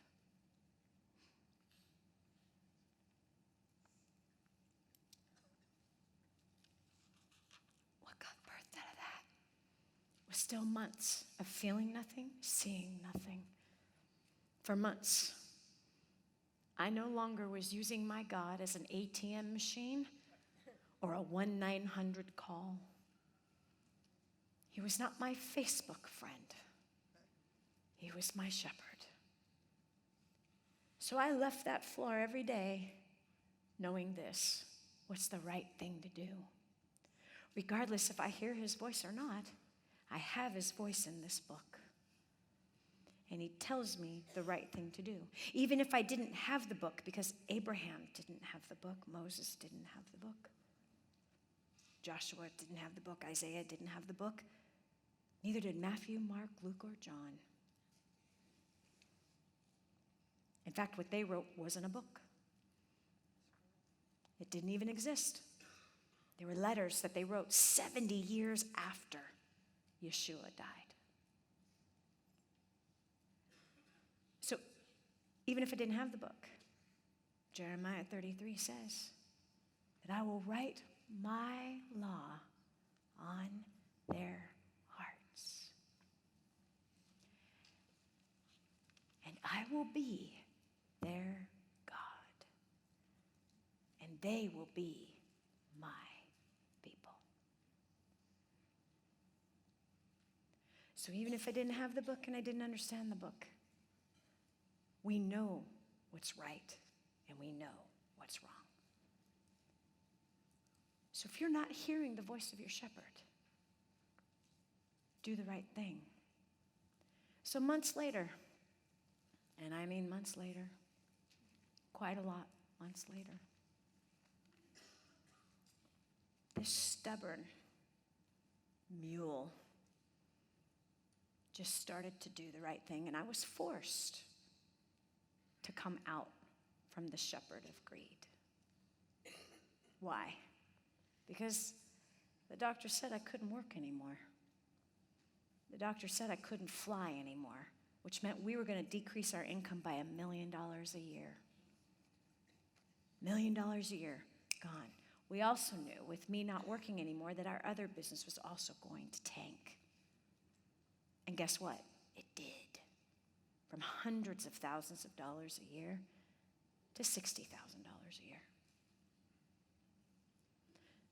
That one business. The other business, $1 million a year. Gone. So what got birthed out of it? Financial independence. He taught us how to manage money. He taught us how to become debt-free. He taught us to get out of the needy position and be in the giving position with no strings attached. So that house that was built for Antonia, she can't possibly thank us for it other than the words that were captured on a cell phone, somebody else's cell phone who texted it to me, texted it to us. There's no way she can repay us for that home. That's a sign of the Good Shepherd. No strings attached. No strings attached. Greed, more, has strings attached. The Good Shepherd, no strings attached. So either we're going to obey and come under his lead, or we're going to continue to lead ourselves and lead ourselves into unrighteousness and brokenness, harshness, pressure, stress, and overcapacity. Or we're going to make some big, strong decisions to come under his leadership. And we know what the fruit will be when we do it. Close your eyes. Father, thank you that you really are the Good Shepherd. Thank you. Thank you for how you love. Thank you for giving us a chance. And I'm so sorry. I'm so sorry.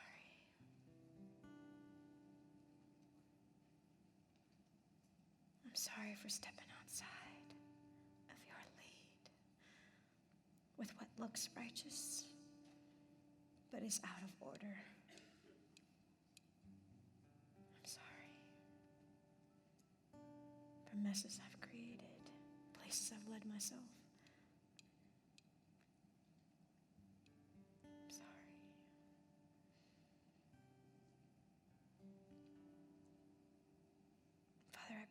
touch on the hearts of your people who've been scattered.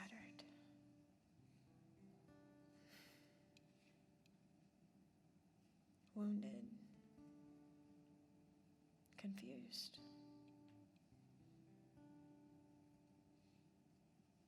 Father, forgive us for listening to the voice of greed and idolatry. That we've cared more about that when we've cared about the care of the broken. We've cared more about our accomplishments than we've cared about the sick in our own family.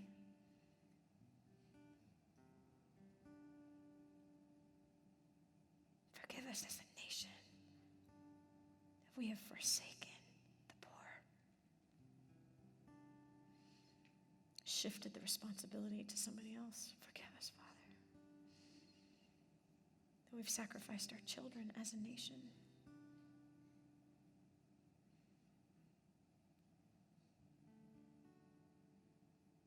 Move on our hearts, God. Thank you for teaching us how to be good shepherds. It's so simple, it's so clear. We don't have to read thousands of books to get it. It's in your original book.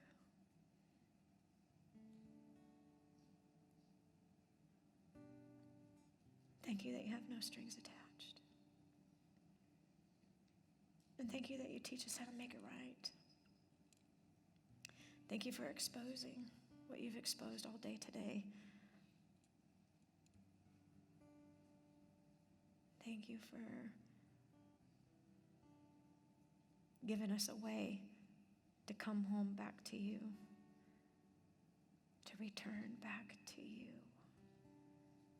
Thank you that you let us, that you welcome us, that you forgive us.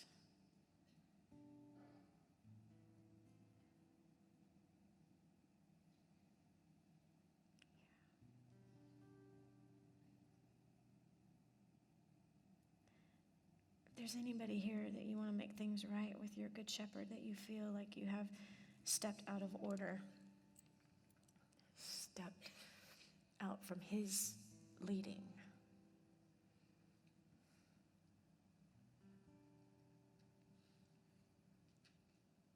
I want to give you the opportunity right now to make it right with him. So if that's you, just put up your hand.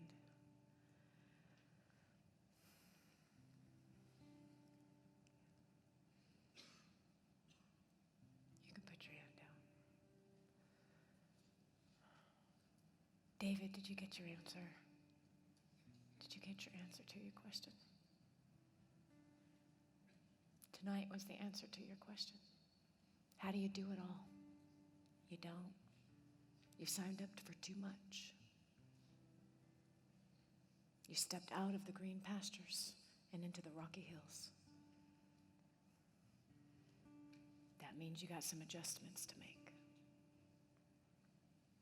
If you got to make things right with your shepherd, I invite you to come and stand in front of the stage, and I want to pray with you, if you'll allow me to.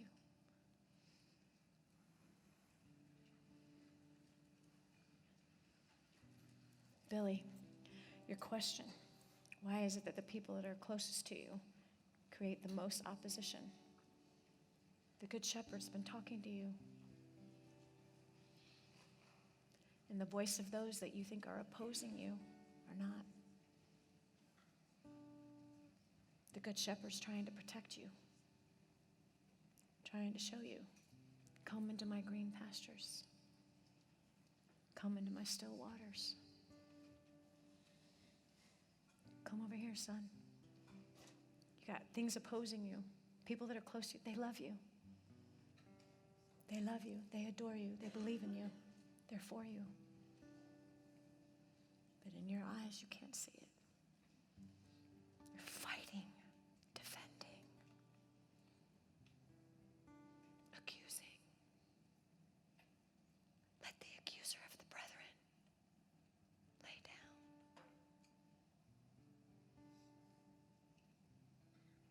You don't like to be told, and you don't trust.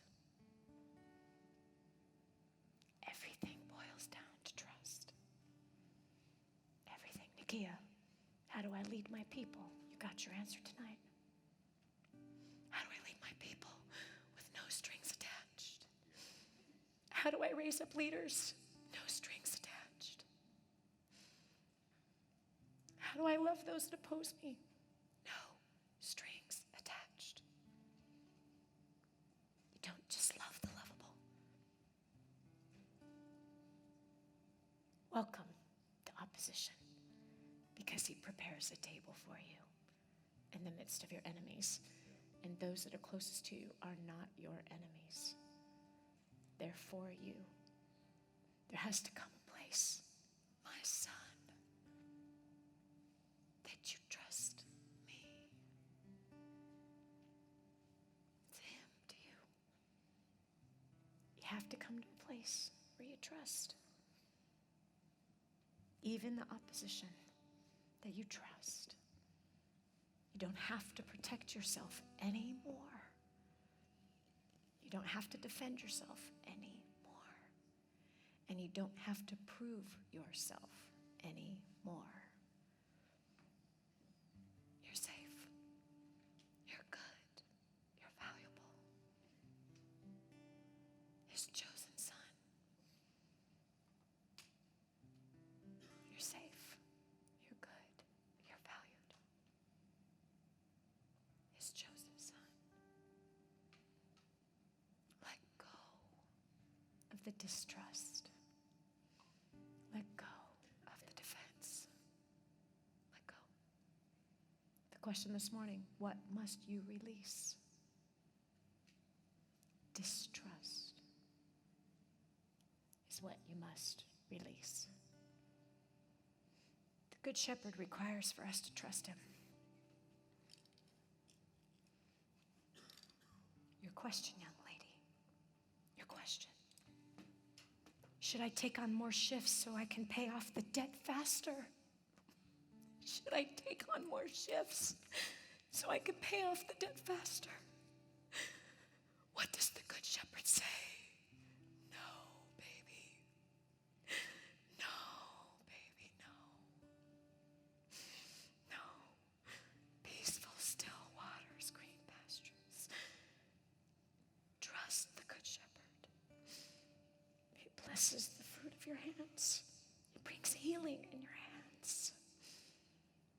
Trust him to multiply your efforts. Trust him to make a way. Don't lead yourself as the beast of burden. You're not a beast of burden. You do not have to prove your value. He values you. He's chosen you. So you don't have to prove it. And all the regret of your debt, the debt is your past. It's forgiven already. Now it's time for the fruition. It's time to just make it right. But you don't have to beat yourself up and beat yourself into the ground and beat yourself into bad health to be able to have that properly gone away. He's a good shepherd. He's a loving father. He's your protector, your guide, the lover of your soul, who approves of you.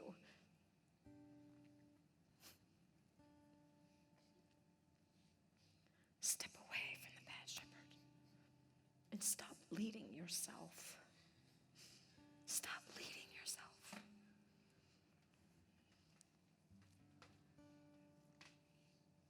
Do you realize if you do what I'm saying tonight, or what he said, because I just read his words, do you realize that you will become the most attractive people to everyone around you?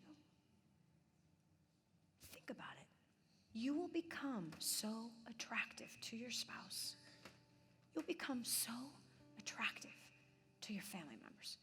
They will be drawn to you because of the peace that's in you. Because you will possess what everybody wants. Everyone wants peace. We all were wired to desire peace. So when you grab it, you behold it, and you lay. Look at that. He makes me lay. He makes me. Do you hear that? He makes me. What does that tell you?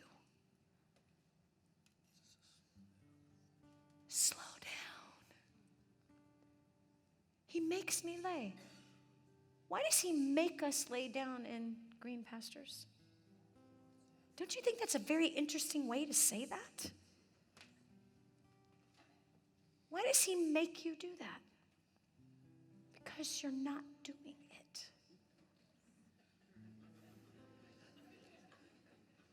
Because you're not doing it. So how does he make you lay down in green pastures? Circumstances. You got it, baby. Circumstances. Another question, and I'm not going to call your name out, but you know who you are. Why is it that I can have so much compassion and patience for other people, but not so much for my family? Why is it that I could use better people skills with other people, but not with my family and those that are close to me? Because you're not following the Good Shepherd. That's why. You're following a different shepherd, and you have elevated the people higher than your family. You have elevated, honoring your customers, your congregation, honoring your friends higher than honoring your family. You're not walking with the Good Shepherd. You're walking with the shepherd of greed. No, I'm not, Dani. Oh, yes, you are. You like the recognition you get from the other people. You like the kudos you get from the other people. Why? They don't sleep with your butt. They don't see your flaws. They only see the part of you that you show. But your spouse and your kids, they see all. Your siblings, they have seen all the stupid stuff you've done. So you feel vulnerable around the people that know you most. So you guard yourself against them. That's not walking with the Good Shepherd. That's not walking in humility. So why does he make us lie down in green pastures? Because we won't do it. We don't do it. We're so busy running for the highest mountain to climb. And right over the hill is a bear and a lion. Right over the hill is rocks and a cliff and no water. So we gotta backtrack. Gotta come back to another place. When we're wounded and we're hurt, we're forced to lay down. Wouldn't it be great if we choose to just follow him? That's what you're going to say you're going to do tonight. Just follow him. Just trust him. So just pray this after me. Heavenly Father, I hear you.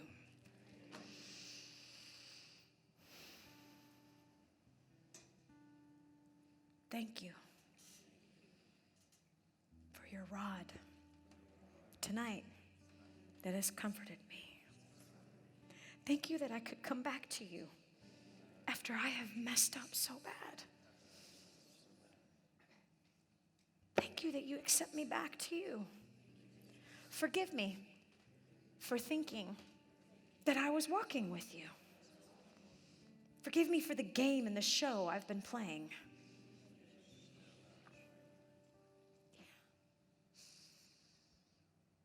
Trying to look like I'm following you on the outside. But inside my heart, I clearly have not. Oh, there's some things I'm doing right, but largely, I'm not walking with you like I should be. I feel your rod guiding me. I feel your staff popping me on the backside to get back to the green pastures and the still waters and to righteousness. Thank you that as I stand before you now, I'm standing in righteousness.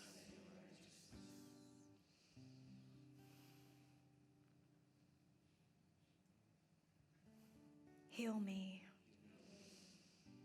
from head to toe. I've got some scratches, some bruises, some broken bones due to my own stubbornness and rebellion and trying to lead myself to faster, bigger, better places. Forgive me for bowing down to anxiety, fear, and doubt.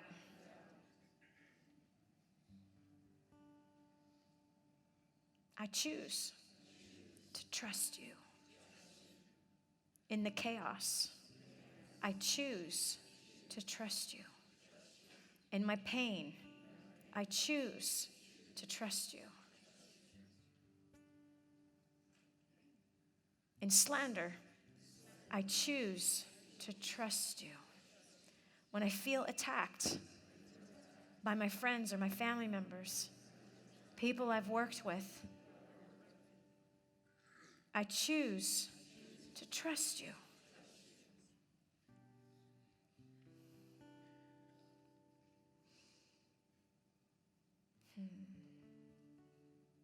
Right now, I believe that the Father is showing several of you what you need to let go of.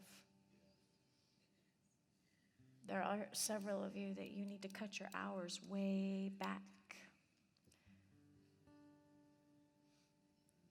And you know it. You know it inside your spirit. There are several of you, you know what you've allowed to rise up inside of your heart to be your God. How many of you have let your career rise up in your heart? Do you know what's a sign of that? Is you can't stop thinking about it. You can't stop thinking about it. Robs your sleep. First thing in the morning, you're thinking about it. Before you go to bed at night, you're thinking about it. All day long, you're thinking about it. How many of you this has happened to you? Okay? Your business became your God. How many of you, your debt, that's the prevailing thought in your head? Money. Money, money, money, money, money. I got to figure it out. I got to make more. Guess what became your God? Money. What about worry? Anybody worry? What about your health? Anybody your health? What about your future? Your future? Let it go. Let it go. The Good Shepherd leads you. Quit trying to force deals to happen. He opens doors that no man can shut. He closes doors that no man can open. How many of you, it's your children, you're really worried about your kids? Yeah. You're worried about their future. You're worried about the fact that you think you screwed them up. Anybody? You're scared that you screwed them up and you're afraid of the choices you're going to make. Hey, let me ask you a question. How many of you screwed up? Where are you standing today? Guess what? They have to learn. You weren't surprised when your 2-year-old was falling down, were you? You weren't surprised when your 1-year-old baby was trying to pull themselves up and hit their head on the coffee table, were you? Were you surprised? No. Did you sit there and go, what's wrong with you? Did you say, what's wrong with you? No.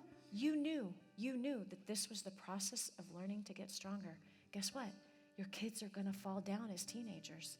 They're going to fall down in their 20s, their 30s, and their 40s. They're going to fall down. And consequences are going to teach them, just like consequences taught you. But where do you stand today? and righteousness before your God. My son was being wooed by a young lady. And at 18, his dad didn't know how to handle it. And his dad wasn't ready right after his daughter got married that his son was going to go chase a girl. And Hans at the time was working too much. He had lots of regret. He was on a path that was not good. The two of them butted heads. One night, Cabe left, went to Missouri. And I fell on the floor and I bawled, God, please protect his purity. Please, Father, protect my son. Please help him not get into drugs. Please, Father, all the decisions that he's made, please protect him. Keep him. And I heard loud and clear, who are you to say that I don't have a prodigal son story for my son? What? Forgive me. He is your son. He is your son. And if a prodigal son story is what you have for my son, I trust you. He's your son. So I started to pray. Have your will. And have your way in him. Teach him whatever it is that you have to teach him. And write his story. And I released that worry and that anxiety about my son. And I chose to trust. Guess who's walking with his God today? My son. Not because his mom preached at him. Not because his mom pressured him. Not because his mom stood against him. But his mom said, I love you no matter what choices you make. If you choose to do drugs, that's not going to change my love for you.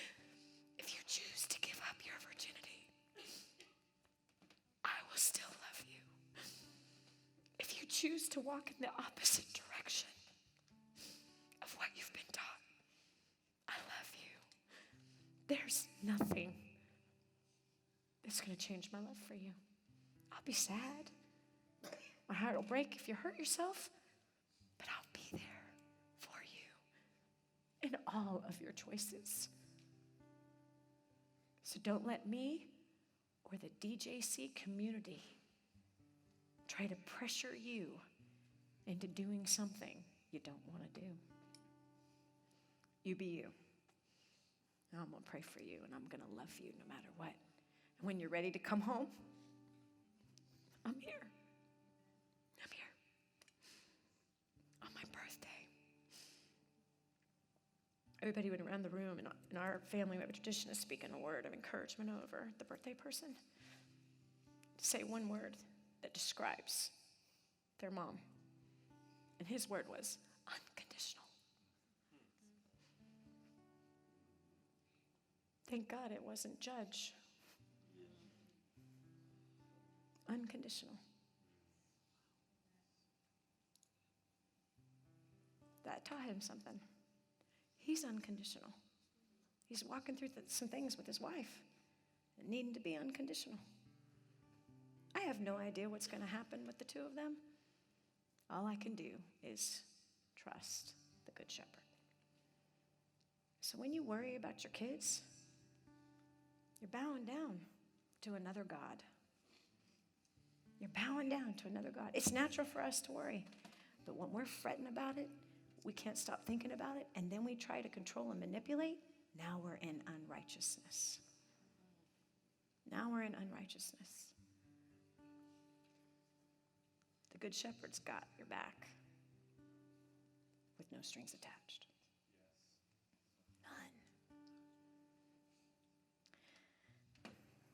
I want you to just say this with me. Say, Father, I believe that what you did for me 2,000 years ago was enough.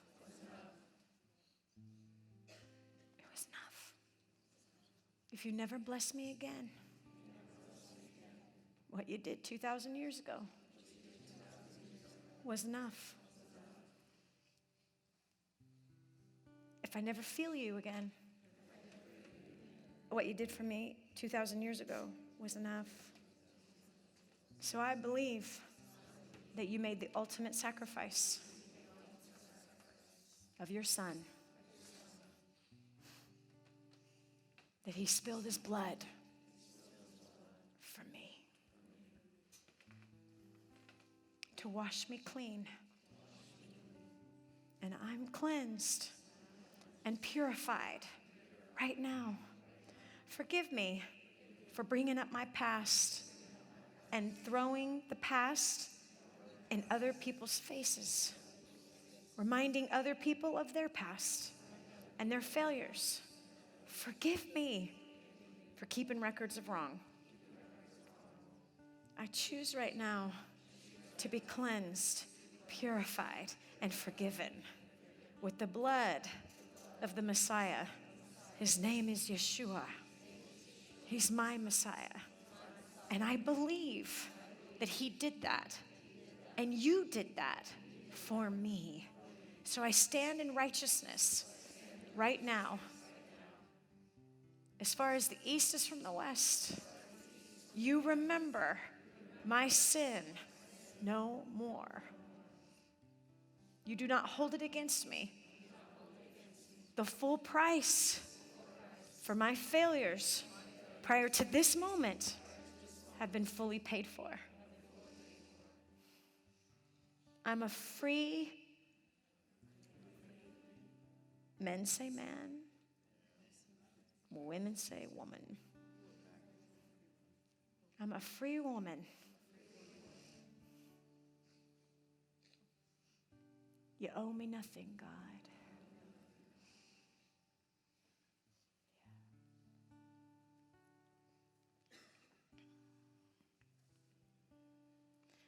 Just stay right here for a minute. Father, right now in the mighty name of Yeshua, I come against the spirit of regret. I come against the spirit of regret that travels with condemnation, that speaks criticism. Father, I cancel every single word that regret has spoken from my mouth and every single word that is spoken from the mouths of these people. Life and death is in the power of our tongue. How many of you have spoken regret? Father, I release regret. Say that after me. I release regret. I bind the spirit of regret. I rebuke the spirit of regret. I command the spirit of regret to shut up and go to hell where you belong. Spirit of regret, take your hands off of my hands, off of my feet. I command you out of me. I command you out of my bowels, out of my stomach, my kidneys, my liver. I command you out of my esophagus, off of my voice, off of my tongue. I break regret off of me right now in the name of Yeshua. Yes. I break and I bind the spirit of guilt, the spirit of shame. I command you off of my life, off of my finances. You are not my compass. You are not my shepherd. I break the spirit of fear. Fear, you are not my shepherd. You are not my leader. You are not my compass. I break the spirit of poverty and lack off of me right now in the name of Yeshua. Yes. Thank you, Father. Yes. I rebuke the spirit of pain. Yes. I command pain off of me now. I rebuke debt. I rebuke doubt. I rebuke hopelessness, helplessness, worthlessness. I rebuke it all right now with the authority that's in me. Yes, yes. command you out right now. Leave me alone. Leave my children alone. Leave my future alone. I break the beast of burden right now in the name of Yeshua. Yes. Yes. I break the spirit of unforgiveness. Unforgiveness of myself. Condemnation of myself. I rebuke you. You have no power, no authority over me. You are not my compass. You are not my shepherd. Yes. Whew. Thank you, Father. Yes. I break the spirit of fear, worry, anxiety. I break the spirit of idolatry. I will not bow down any longer to idolatry. You are not my compass. You are not my shepherd. You are nothing but a liar. Yes. Yes.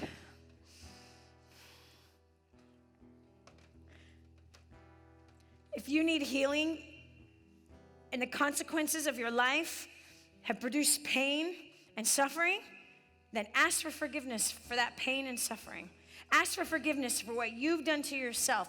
Own that stuff and then ask him to heal you. It's a really simple prayer. It's, Father, forgive me for the choices I have made. Forgive me for not loving my body. Forgive me for not caring for myself.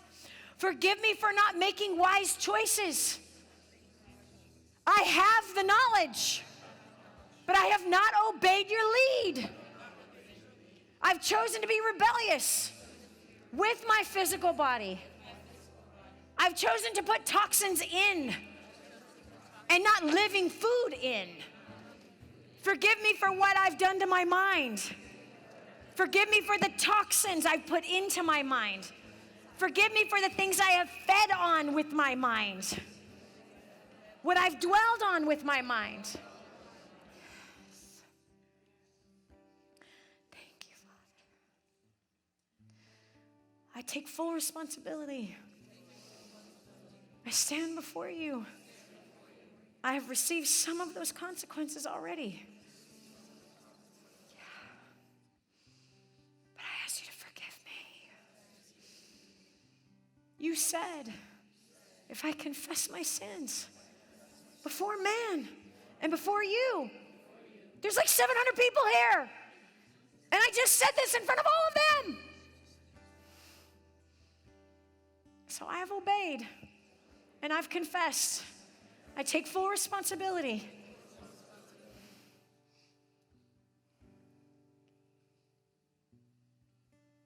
If you would be willing, will you heal me? Forgive me for my stubbornness, my rebellious ways. Could you find it in your heart to forgive me, to heal me?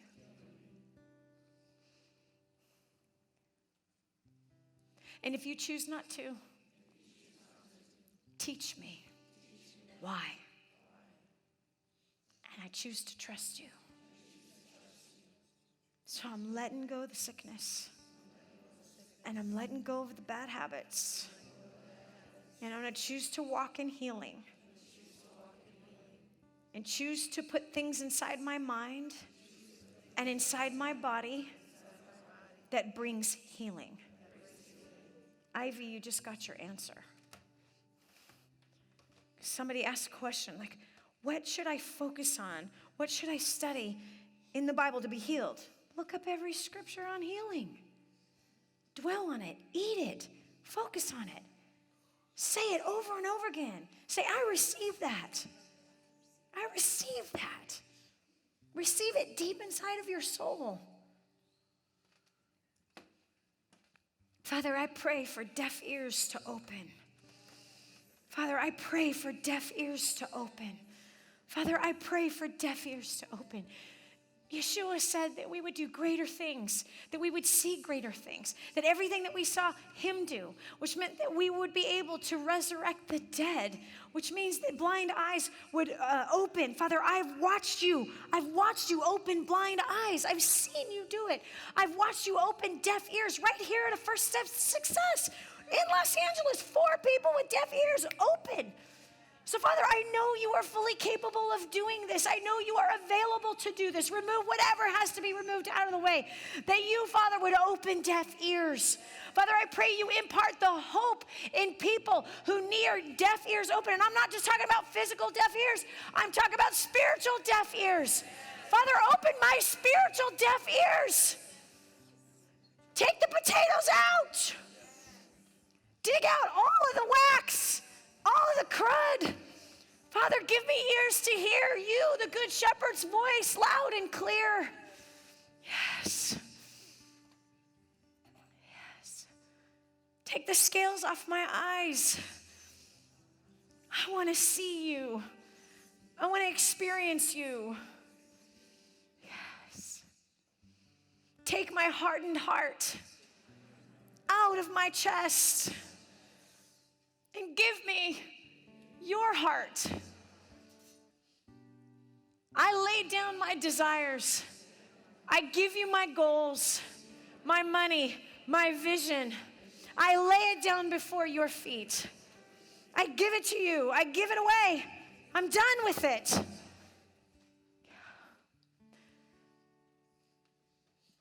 You say that man makes plans in his heart, but you ordain their steps. I've made plans in my heart. Some of them are out of order. Some of them have taken my heart away from you, from my spouse, from my kids. My plans for a better future.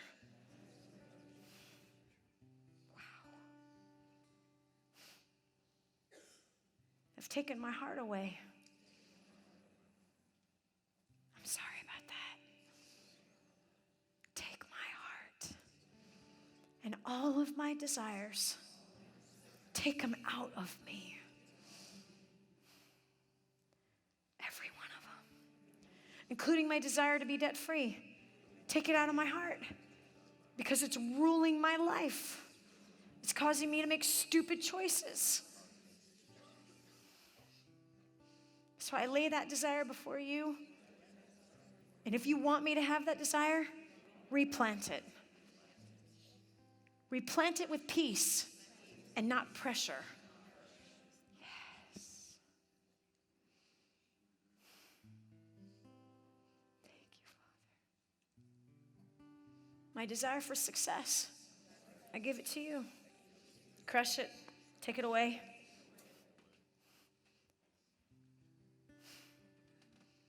And if you want me to have it,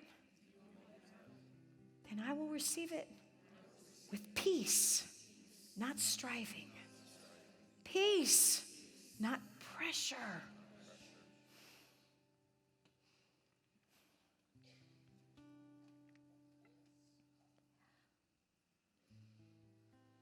Help me to love like you love. Help me to see me the way you see me. Help me to see my family the way you see them. Help me to see my career the way you see that career.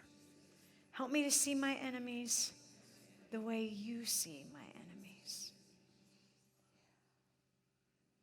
Thank you, Father. Thank you, Father. Say, I receive your spirit of love, truth, peace, joy, life, more abundantly, not more strivingly. Oh, yes.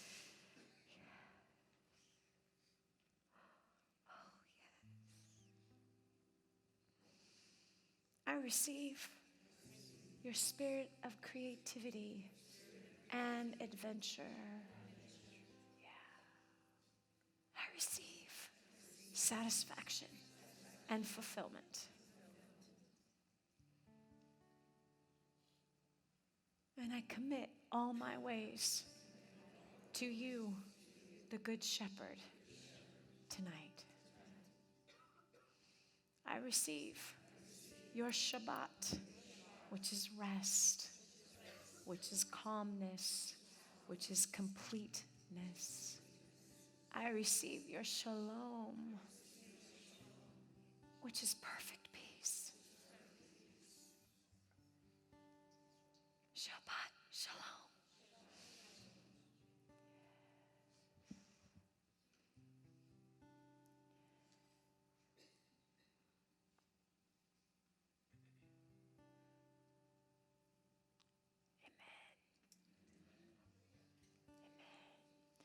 You know, in Israel,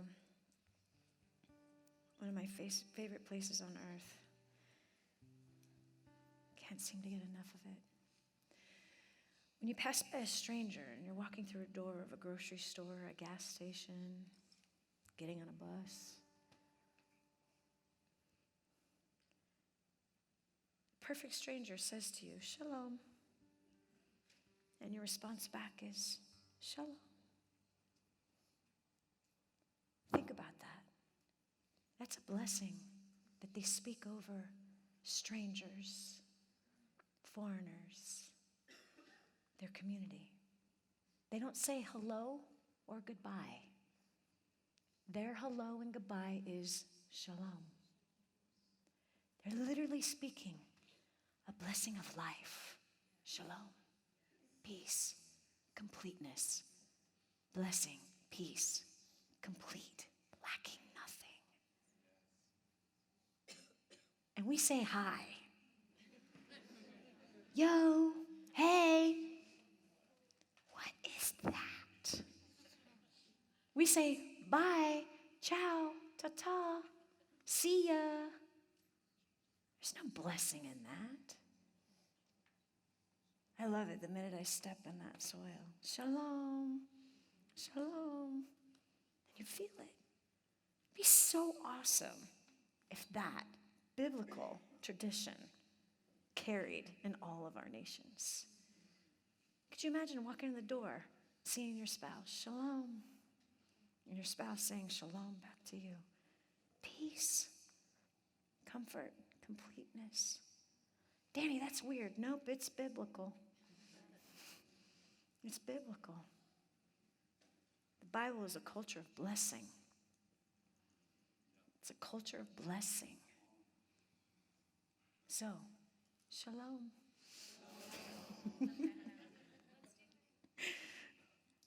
I'll start.